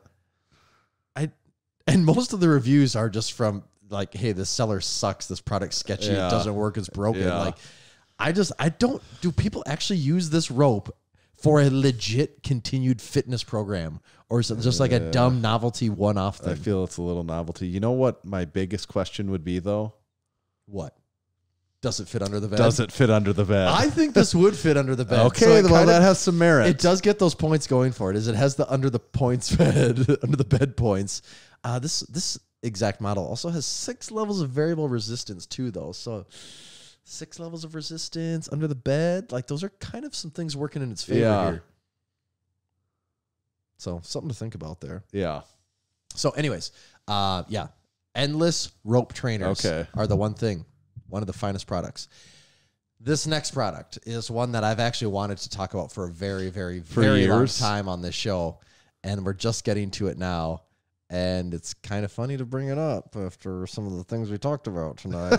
But this is it going to be AUK? This would be AUK, the Mark Bell bicep board. Oh, and I think you're a little familiar with this product. Yeah, Tanner. yeah. So what is it? Do you have a picture? I have a picture here. So what it is? Oh, that thing. Yeah. What it is a board, just a board. It's probably a plastic board or something, but there's a hole in it. I had to do a little research because I wasn't very familiar with this product. Yeah. There's a hole in it where you can insert a dumbbell that stands upright, so then you can then curl it towards yourself. And you explained it to me like a year ago. Yeah. And I thought, no, there's got to be more to it. And when I did my research, no, there's not more to it. Like, that's what it is. Now, people aren't buying that, are they? I don't think so. And here's my proof. I've never seen a person like. Here's my proof on this. Have that. Is that so I, in my limited research, was able to find that the bicep board actually has its own Instagram page. Why? Great question. Great question. No idea why. And I'm actually gonna open it here. I wasn't going to. I was gonna spare myself the trouble. But so the wild thing about their Instagram page is that, let me get it open here. They have, I think it's like 1,200. How do they even have that many followers? Okay, 1,493 followers, 40 posts. But what tells me that like this doesn't have much traction is that since this product is live post in November of 2020. So in 13 months, they've made 9 posts. Okay. Now that tells me that's probably not doing much, right? Yeah. No. One of the funnier posts was just Mark Bell just talking about it, like, and trying to like totally not sound like it's just the most generic infomercial. Like, let's see what happens. Let's see. My biceps are so mature, so big since I started using it. They definitely feel bigger. The bicep board has been a huge impact on the size and the growth and maturity of my arms. Huge impact on the size, growth, and maturity of my arms. It's like, dude, Mark, you're what, 40 something, and you've been doing all this training, and like the bicep board is what got you over the hump. I don't know about that. Like that feels like just the generic infomercial testimony, doesn't it? Also, you said the Voldemort thing a few times there. So I did. You're right. Yeah, no, that's a garbage product. I'm not saying like it doesn't exercise your muscles. I think there's probably some workout I guess you're merit right to it, but I don't know. I don't think it needs to exist at all. I don't think it does either, though. So, yeah. Tanner, it's a condensed version. That does wrap up. One positive, though. Okay. Of the bicep board. Yeah. It would fit under the bed. It would. You could fit like 10 of those under the bed. Yeah, you could fit a lot of... Stacked on top of all of the them. bad things we said. I take that all back. Maybe it is pretty good. The primary factor of fitness's finest, does it fit under the bed? Yeah. And it does very easily. It fits like damn near anywhere. You know, like you could... Yeah. Yeah, you're right. So okay, I take that all back. Yeah. People go buy a bicep board. It fits under the bed. Go buy a bicep board. Somewhere someone has just a bed underneath it. It's just all shitty. Every fitness product in the world is it's underneath got a hula chair under there, jammed underneath it's of it. I want a bed with a hula chair underneath it. Okay, Tanner, we're going to do something here that's called Lightning Round. And this is a special edition Lightning Round because it's supplement real or fake Lightning Round. Oh, another flashback. Yeah. Okay. But so do I have to answer quickly? So you're going to answer quickly, and then we'll go back and decide what's real or fake at the end, okay? So it's just like a test. You put all your answers in, and then the teacher then tells you the answers to your test. But they're all C, right? Well, yeah. So these are all 10 multiple choices for each one. So there's a lot to decide from here. all the way down to H. A through H. All right, you ready? Let's do it. First supplement, real or fake? Too hard. Too hard. Two or TOO? TOO. Would you like me to use it in a sentence? Yes. This is too hard. Real. Okay. Too hard. Real. Okay. Next question. Next one on supplement real or fake. SEMA Pro Extreme Volumizer. Would you like me to use it in a sentence? Yes. Bro, did you remember to take your SEMA Pro Extreme Volumizer? Real. I'm going real. Okay. Next one in supplement real or fake. Major Load Ultimate Performance. Say fake. Okay. Major Do you want me to Load. use it in this? Yes, actually. Before. Dude, I went into GNC and they just got a fresh pallet of Major Load Ultimate Performance in. I'll still say fake. Okay. Last one. iLoad. Is it like iPhone? Like iPhone, but instead of phone, it's load. I'll say real. Okay. So I'm finished with 3 reals and a fake. Okay, so going back, first one, Too Hard. Too Hard is real, and Ding, it is ding, by the ding. fine folks at Space Disco Performance. Space Disco. Disco Performance. They also have a product named Too Wet. And so these are all, believe it or not, like a mix of some variation of pre-workouts, sexual enhancements, and other things. They draw a lot of aliens on their labels, a lot of aliens on everything. So SEMA Pro. Spoiler alert. SEMA Pro Extreme Volumizer is real. I would like to say I had to make And sure. I said real? You did say real for Okay. that.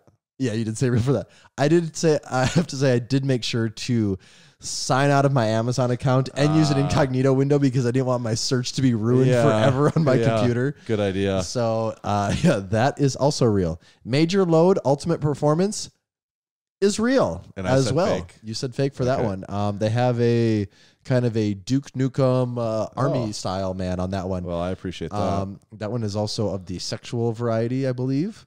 And then the last one, iLoad, is also real. And I believe that one, I forgot already. I didn't write it down. I think that is just a pre-workout. That's all it is. Just kind of a goofy name for pre-workout. Okay. I think it's like Just a marketing you're thing. loading up for Yeah. your workout, Yeah. I think is how they approach that one. So I did have that one right. So I was 3 out of 4. You were 3 for 4. Okay.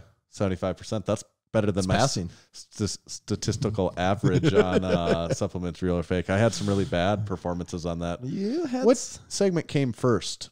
Supplement real or fake or fitness's finest? Because they kind of overlapped for sure, right? We were doing them at the same time. Yeah, that is a good question because you know what? It didn't even dawn on me until I was putting together some notes on this.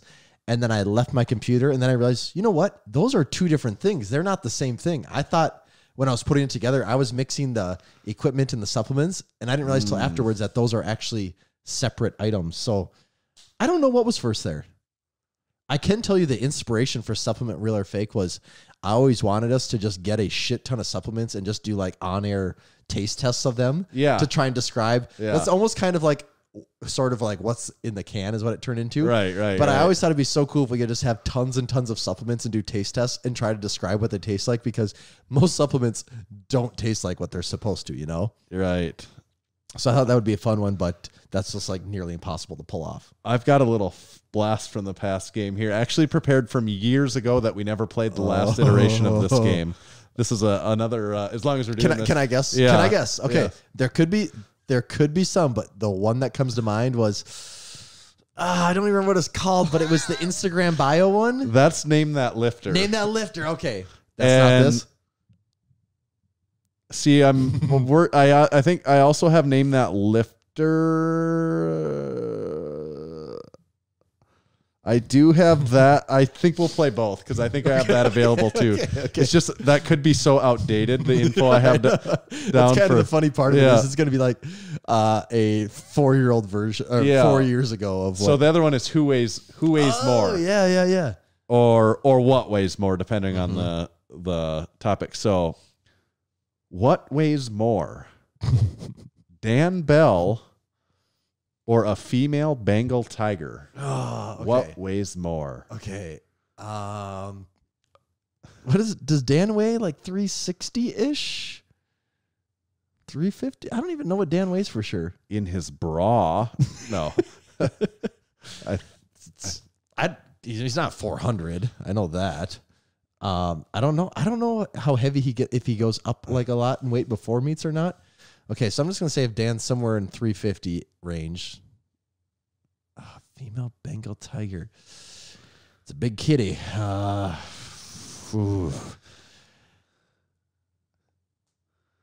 God, think maybe I think Dan Bell weighs more. You're saying Dan Bell? I think Dan Bell weighs more. Correct. Dan Bell weighs more than your average female Bengal tiger. Okay. I've got Dan at about 375. I think he has been up to 400 before, even just like barely tipped 400. 380 to 400. Maybe down to in the 350. I'm sure he gets down there at some point in some time too. The female Bengal tiger on average 308 pounds. Ooh, okay. So you're right. See, I was thinking, I was trying to do like the math in my head in Tiger King, and I'm like, dude, there were some pretty big tigers, but I think those were also the males, not the females. That's part of it, I think. That's where I had to side with Dan on this one. What weighs more, Dennis Cornelius or a 42-gallon barrel of oil? A 42-gallon barrel of oil, typically what's traded. That's something 42, not 50? I think it's a 42-gallon. Okay. 42 gallons. Oil or Dennis Cornelius. Doesn't a gallon of milk weigh 8 pounds? And oil is thicker than milk, isn't it? I haven't drank a lot of oil lately, so I have trouble pinning that down for sure. But okay, if my total assumption that milk is 8 and oil's even thicker and for some reason weighs more, so what'd you say, 42? 42. So 40 times 8. I think oil weighs more. Correct. Dennis Cornelius competing at 264, presumably sometimes weighs a little more than that. Yep. A barrel of oil, 300 pounds. Okay. 2 for 2. Whew. Last one here on who weighs more. And this one, it's kind of like over-under. This one's all the marbles. Yep. What weighs more, Steffi Cohen or 5 gold bars? And the dimensions of a gold bar. I've held a gold bar before, so okay. I know how so this it's goes. 7 inches, just so everyone else knows. 7 inches long, 3 5/8 inches wide, and 1 3/4 inches thick. So it's about like that. Yeah. And so it's Steffi Cohen. Kind of sort of like a brick, sort of. Yeah. Steffi Cohen versus 5 gold bars. So you could hold them about like this. I know. Because I know Steffi was usually, when she would compete, was it around 112-ish, whatever those weight classes are down there? Like, I don't think she was 130. I think she was in like the teens. So then it's just 5 gold bars weigh more than 20 pounds each. Does 5 gold bars weigh more than 25 pounds? I'll go with the gold bars on this. Correct. Really? 3 for 3, a clean sweep. Steffi Cohen will say approximately 120 pounds. 5 gold bars. They weigh 27.5 pounds really? each. 137.5 pounds. Wow. Oh, man. I thought even 25 seemed like the very top end, but okay, 27. Wow. So, great job. Okay, so name that lifter. I'm a little more skeptical on the validity of this game, but as long as we're doing this, I think it'll be fun. And Derek said, wasn't the one with Steffi already used in an episode? And I don't know. I feel like we talked about the weight of gold bars before, but definitely don't remember the number, but I feel like we'd maybe mentioned that if we did it before, it was a very long time ago, and well, most people don't remember. Yeah, definitely. Okay. So this is Name That Lifter. I name their sponsors listed in their Instagram bio, and you name the lifter.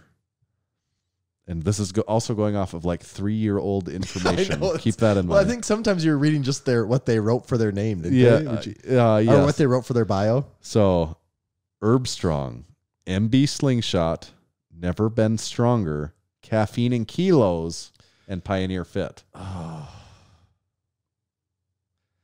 Or wait, I'm playing this game incorrectly.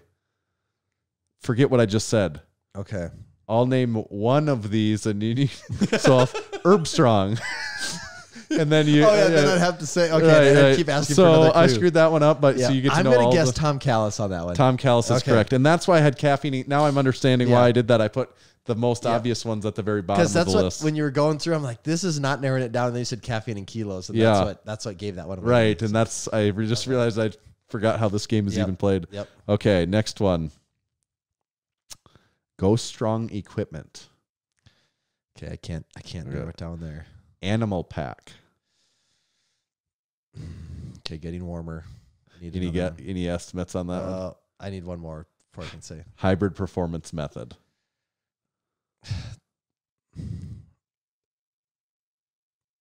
Like I want to say Steffi Cohen. That you would be correct. Okay. Just the fact that we'd already had her on the previous game. Yeah, I didn't know if we. I don't think these were made like at the same to be played back to back. Right. Yeah. Okay. I almost just said the name of this last one as the first thing I was thinking of. Okay, Name That Lifter. Last one for this episode, and maybe forever. For all the barbells. BPN Sups. Oh, BPN Sups. Yeah. Okay, I have an idea. That wouldn't have meant much to me. So okay, Lockdown Co. Wow, that okay. I don't know what that is either. To me, Alphalete.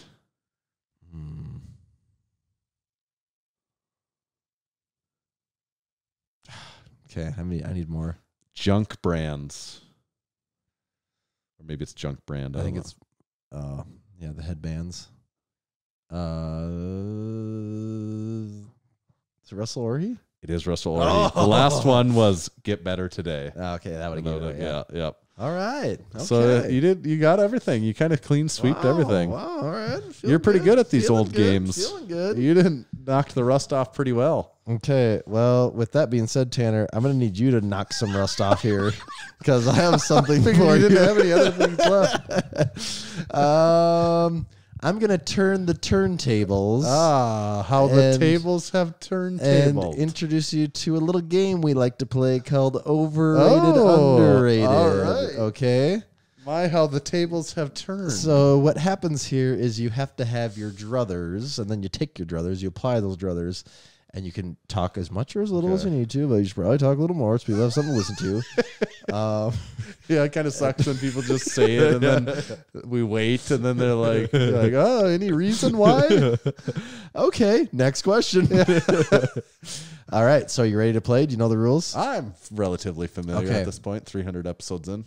Overrated or underrated? 300, the movie. It's funny, I also had over-under prepared. This was a topic. So, do you notice I went first here? I beat you to the punch. That was the obvious one to use, wasn't it? Okay, Yep. 300 the movie. Good topic, though. Mm-hmm. Very fitting for episode 300 here. It's a hard one to answer, to tell you the truth, too, because when 300 the movie that came out, that was a hyped up movie. Like everyone, that was like the dude movie, wasn't it? Well, we were just the right age that you're just like kind of college-ish. Yeah. For college age dudes, when that came out, you were watching it 20 times. Yeah, I think I might have been a senior in high school, maybe, and that I thought was maybe the coolest thing I'd ever seen in my life at the time. Like I was pretty sure it didn't get any better than that. I know, and I wonder if it gets played out at a certain point or not. I almost feel like I feel like it holds up a little bit, and I feel like it's past the point now where it's like you can still say like, no, like that wasn't some weird just like fad in that time. Like it Right. still is really entertaining. You know, the way that movie is, I don't know, shot or computer. Wasn't it? Is that one of them where it's kind of all just shot on a green screen? Yeah, that's my assumption. I don't know. It has a really unique color to everything too. Like it's not right. It's very stylized. Yeah, it's very stylized. I guess I gotta say that it's overrated. But this being the key, I understand how overrated, underrated works. Some people don't understand how it works. I like the movie 300, and I would probably, if it was on and I had time to watch it, I would enjoy watching it again. And I think it's a fun movie to watch, and I probably watched it like 50 times. That's an exaggeration. I probably watched it 20 times. Exaggeration. 5 times. That's exaggeration. I've watched it. I think I've watched it once. I've seen the clip of him kicking the guy in the hole. This is Western Northeast South Dakota. That's a funny. I've actually pulled that clip up multiple times of trying to figure out how to use it, and the way the camera's cutting and it doesn't exactly go how you want it to go to make something out of it. I routinely get an idea, and in my head I think it's so funny because I remember a clip a certain way, and then I go track that clip down on YouTube, and I'm trying to figure out how to text on it. I'm like, screw it. If I have to try in my head this hard to make it work, there's no way by the time it's going to get to Tanner it's going to make any sense. Yeah. That's what happened to Tyler on the podcast. Like, this is Western Northeast South Dakota. And he went down the deep hole. But first we looked over to someone. I'm not sure who the lady was. Also, the lady is Cersei Lannister. Yeah, from which is funny. Took me like Lena. Yeah. It starts with an H, but whatever the Game of Thrones lady, yeah. the bitchy lady on Game of Thrones. I'm saying overrated because I have my druthers, so why worry their mind? Absolutely say for the first 5 years after it came out, it was totally overrated. Yeah, I think it's almost approaching underrated territory now again. So there's a curve that it went on. I think the curve, I think it's right. If this is the rating line and it had a trajectory like that, and now it's back. Yeah, okay. But I do respect your opinion there. Yeah. So next on the list, bowling. A 300. Excellent one. I didn't think, because I made a similar, I did this exactly what you're doing right now, and I did not come to that one. Bowling a 300 I think is underrated. And that's my perspective of someone that doesn't really bowl, but I think it's perfection. So that's difficult in anything that you do. What would I compare it to in other sports? It's kind of tough because not a lot of sports have like a scoring system that you can get perfection. Yeah, and you actually can't do better. Right. So that's what it's. What is the comparison there? I'm trying to even think of what would be. I don't know if there is really any direct comparisons. But it is pretty elite, the way I understand it too. Although there are people that I know, like our local radio disc jockey, I know he's maybe racked up like 10 300 games. Yeah, I know multiple people. I'm part of a bowling league. I know there's a few guys in there that have over 10 of them. Right. My father-in-law has one for sure. I can't remember if he has 2, and he has several like 299s and like 279s. Maybe I'm looking at it wrong. Maybe maybe if you're inside, if you're on the inside of it, it's maybe it is overrated in that. Maybe it's like not as big of a deal. What about, this is not a real comparison or it's the same as the perfect thing, but it kind of reminds me of getting a hole-in-one in golf. It kind of sort of is like that it's a little different bit because a hole-in-one is so much more to chance, kind of. Yeah. But also and that's like it reminds me of a you similar. Couldn't do any better on that. Right. At first I was trying to think of golf, and I'm like, okay, if you par the course, but the best golfers birdie are way under par. Right. And that kind of actually is maybe more realistic because usually in bowling, a lot of times you're not bowling a single game. It's usually a series where the 300, you could have a great game, but you could also have 2 really shitty games to where it's like stink it up. Yeah. Your series actually wasn't that good. Yeah. Where the hole-in-one kind of fits in that where you could have had a hole-in-one and be a terrible golfer the rest of the day. Right.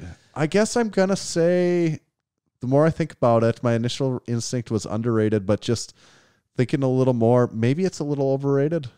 you know, I'm thinking of the case of if you're really into bowling and stuff, like it's not. I'm gonna actually I changed my mind back. It's underrated, I think. Okay. Because I'm thinking of when I think about how hard it would be from a perspective of like me. I'm like, it's pretty underrated because that's such a hill to climb. So I'm gonna say underrated. I think your logic's spot on. Is that it is the pinnacle of achievement in that sport, basically. Right. Well, I shouldn't say the pinnacle. The pinnacle would be like a 900, which would be like 3. But it is kind of like the pinnacle of a single game achievement, and it's a tough thing to do. Like they're probably more common than you think, but it is tough to do. So it's hard to discount that. Okay, next on our list, the Chrysler 300. Oh, nice. You know, I really liked the Chrysler 300 when it came out. Especially like Gen 1 Chrysler 300. They I thought copy that was Bentley a little too much? Yeah, I mean, so it or was Rolls the budget. Royce. Or who were was it Rolls Royce they were copying? I don't even know at that time who. But it was the budget Bentley looking. You know, it was like I could go 100%. drop $20,000 and have this car that it looks like a friggin' kind of. You know, like very very much. Yeah. So, yeah. I thought they were really cool. I don't know what gen you call it, but this most recent one that I saw, you know, they kind of. That got a very played out look to it, I think, at a certain point where it hasn't like, aged too gracefully. No, but there is like a more recent generation of that Chrysler 300 that I did again. It caught my, and maybe those are even like 5 years old now. I don't know. I think that body style is even getting pretty old now. But too. when I saw that came back out, it did it to me again. Where again I'm like, I think that looks kind of cool again. You know, even though I had already gone through the life cycle of the other one and been like, that's not cool. That looks lame now. And now when this new version of it came out, I kind of again was like, yeah, you got me again. I do think that kind of looks cool. I don't know how well that car sold. It did seem like a pretty popular car, that first generation version. I mean, you do have to consider it as a Chrysler product, so it's got that going for it. You know? Right.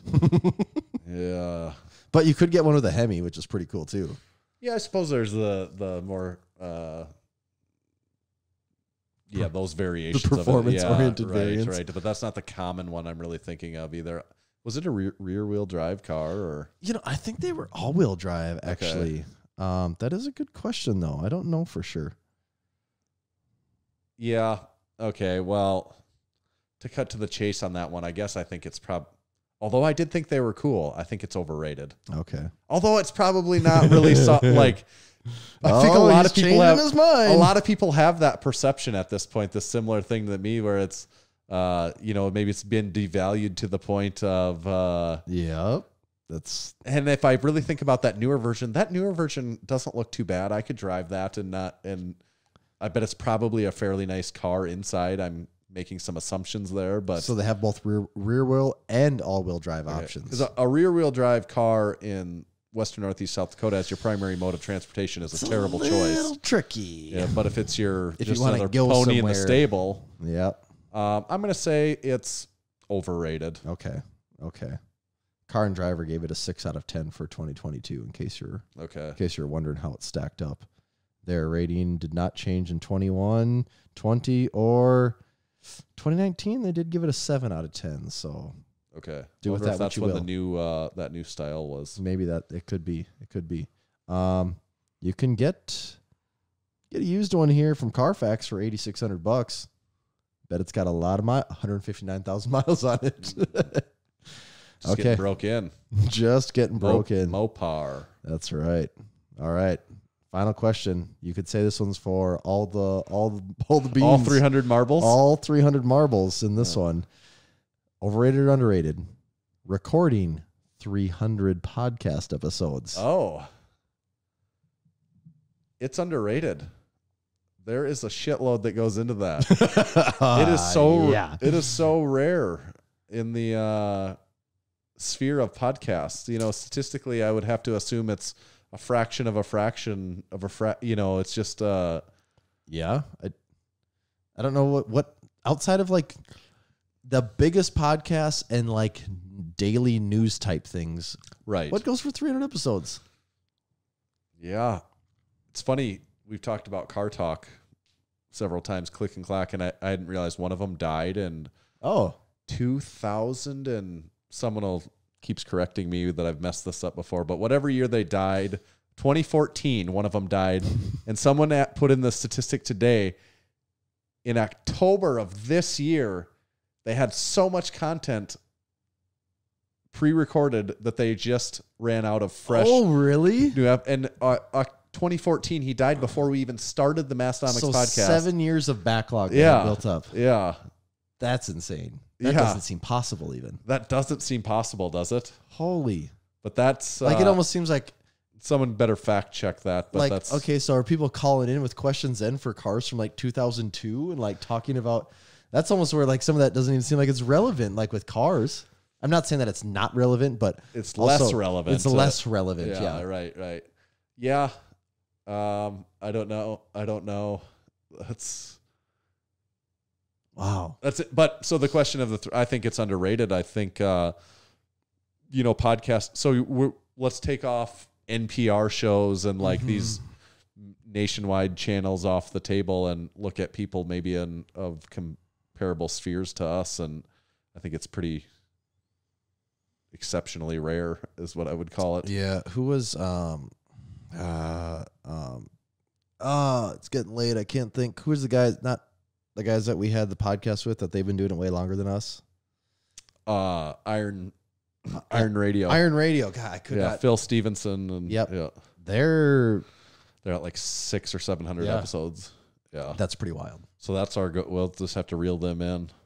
We can't. It's hard to gain ground. We can't quit until they quit and then go for 3 more years. That's just the bar. Yeah. We just have to that seems a little daunting. We'll just 4 years behind whatever they do, so we make sure we pass them. Imagine the number of lifting podcasts that came and went in the amount of time that we've been podcasting. Or, the number of podcasts that have been in the top 10 podcasts for weeks on end and no longer exist since we've been around. Right? Yeah. Like so many of those podcasts that are in the top 10 had to have just disappeared within 6 months of being out. Yeah. That's I think that's underrated for sure. But what about 301 episodes? 300 and I haven't experienced it yet, so I guess I can't say. Yeah, this is to me we just hit the starting line finally.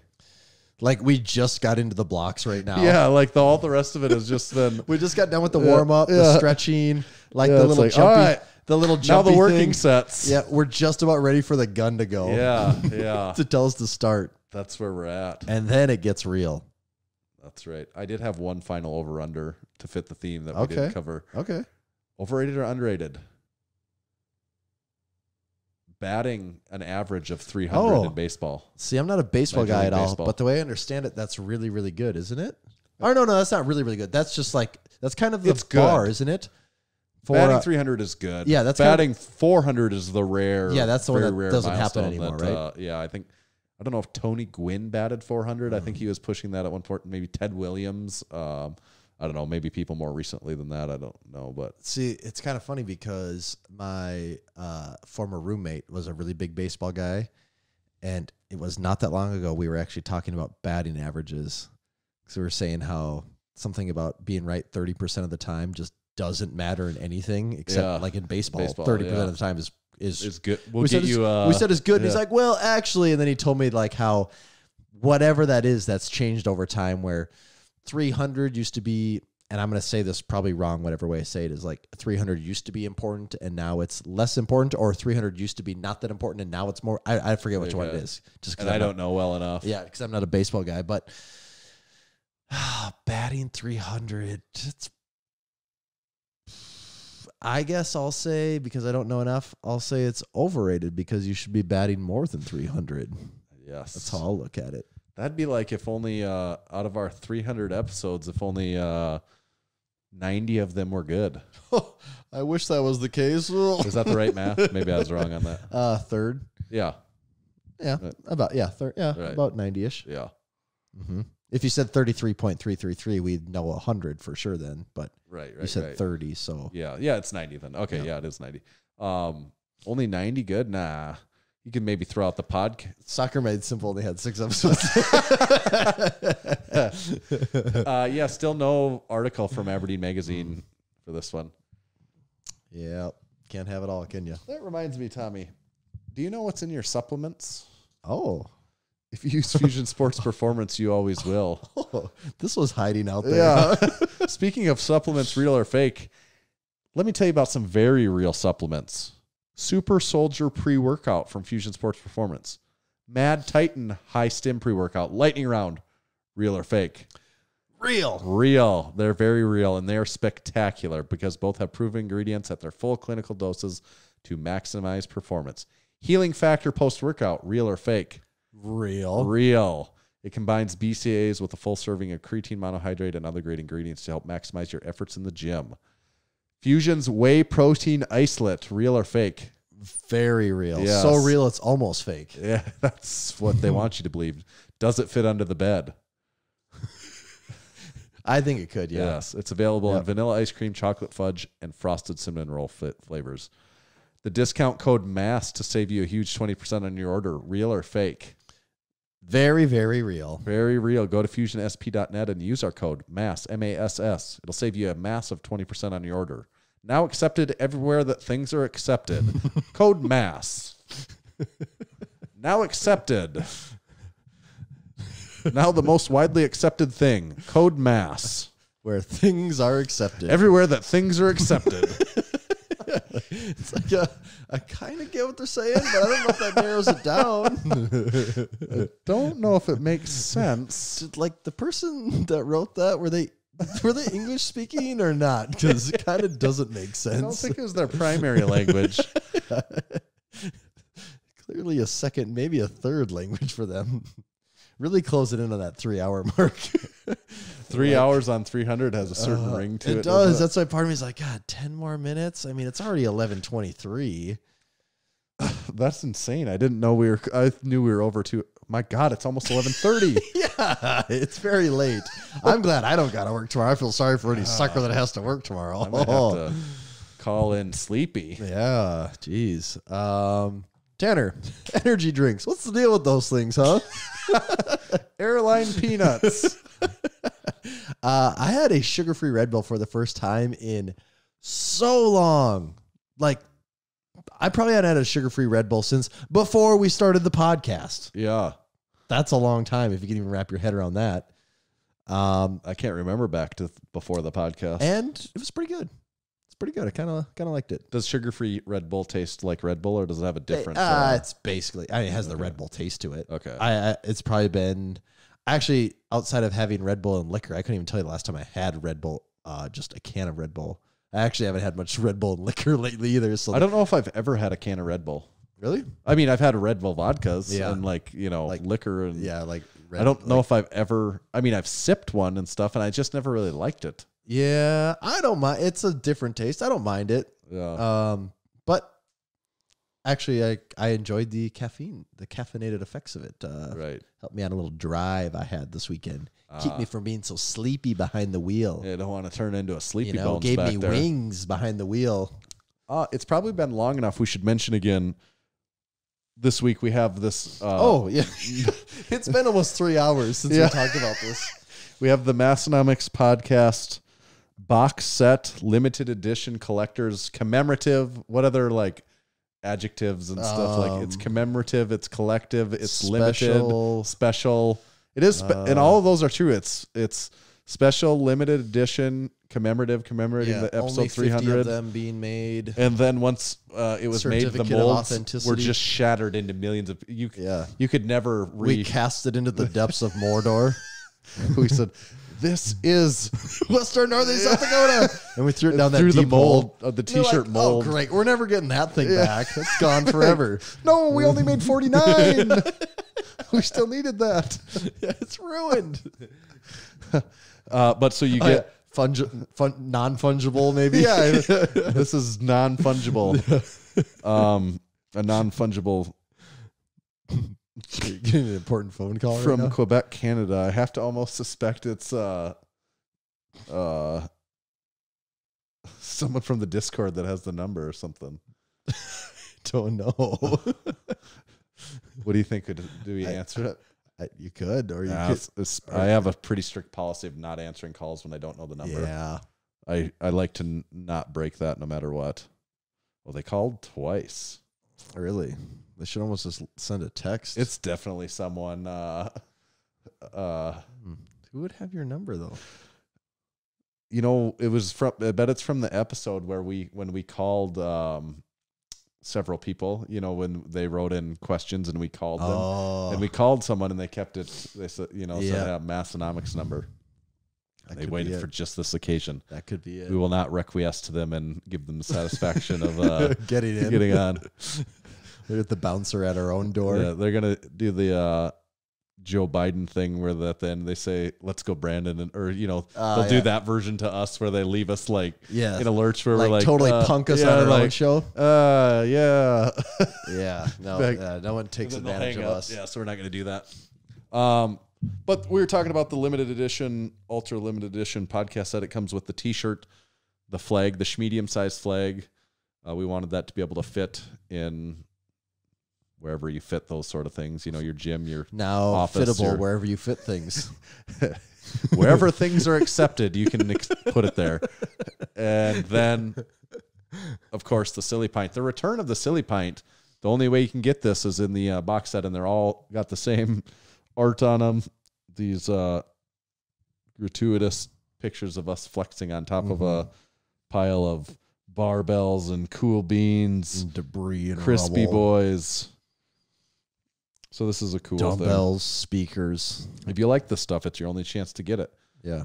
And you get the numbered card. I like the Silly Pints being back. It's Silly been a Pints while are on great. Silly Pints. It's good to have another one in the collection, isn't it? I'm happy to say I own every Silly Pint ever made. Yeah, we've got one of each in I got one of them all, and they're pretty banging. Yeah.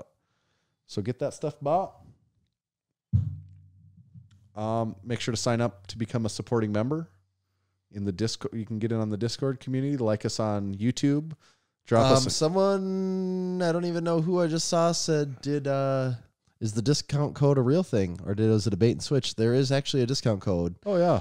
You just got to go digging through the announcement. I think it's in the announcement section. I think Probably it's tagged. It's pinned. It's pinned. Is that the Okay. right word? Pinned Yeah. in the announcement section. So if you're a supporting member, the discount code is pinned in the announcements thread. You'll find your special And, code waiting for you, if which you is a real code. There's not there's not many things that we say are real, but this is a real code. It's real and it's spectacular. And if you do sign up to become a supporting member and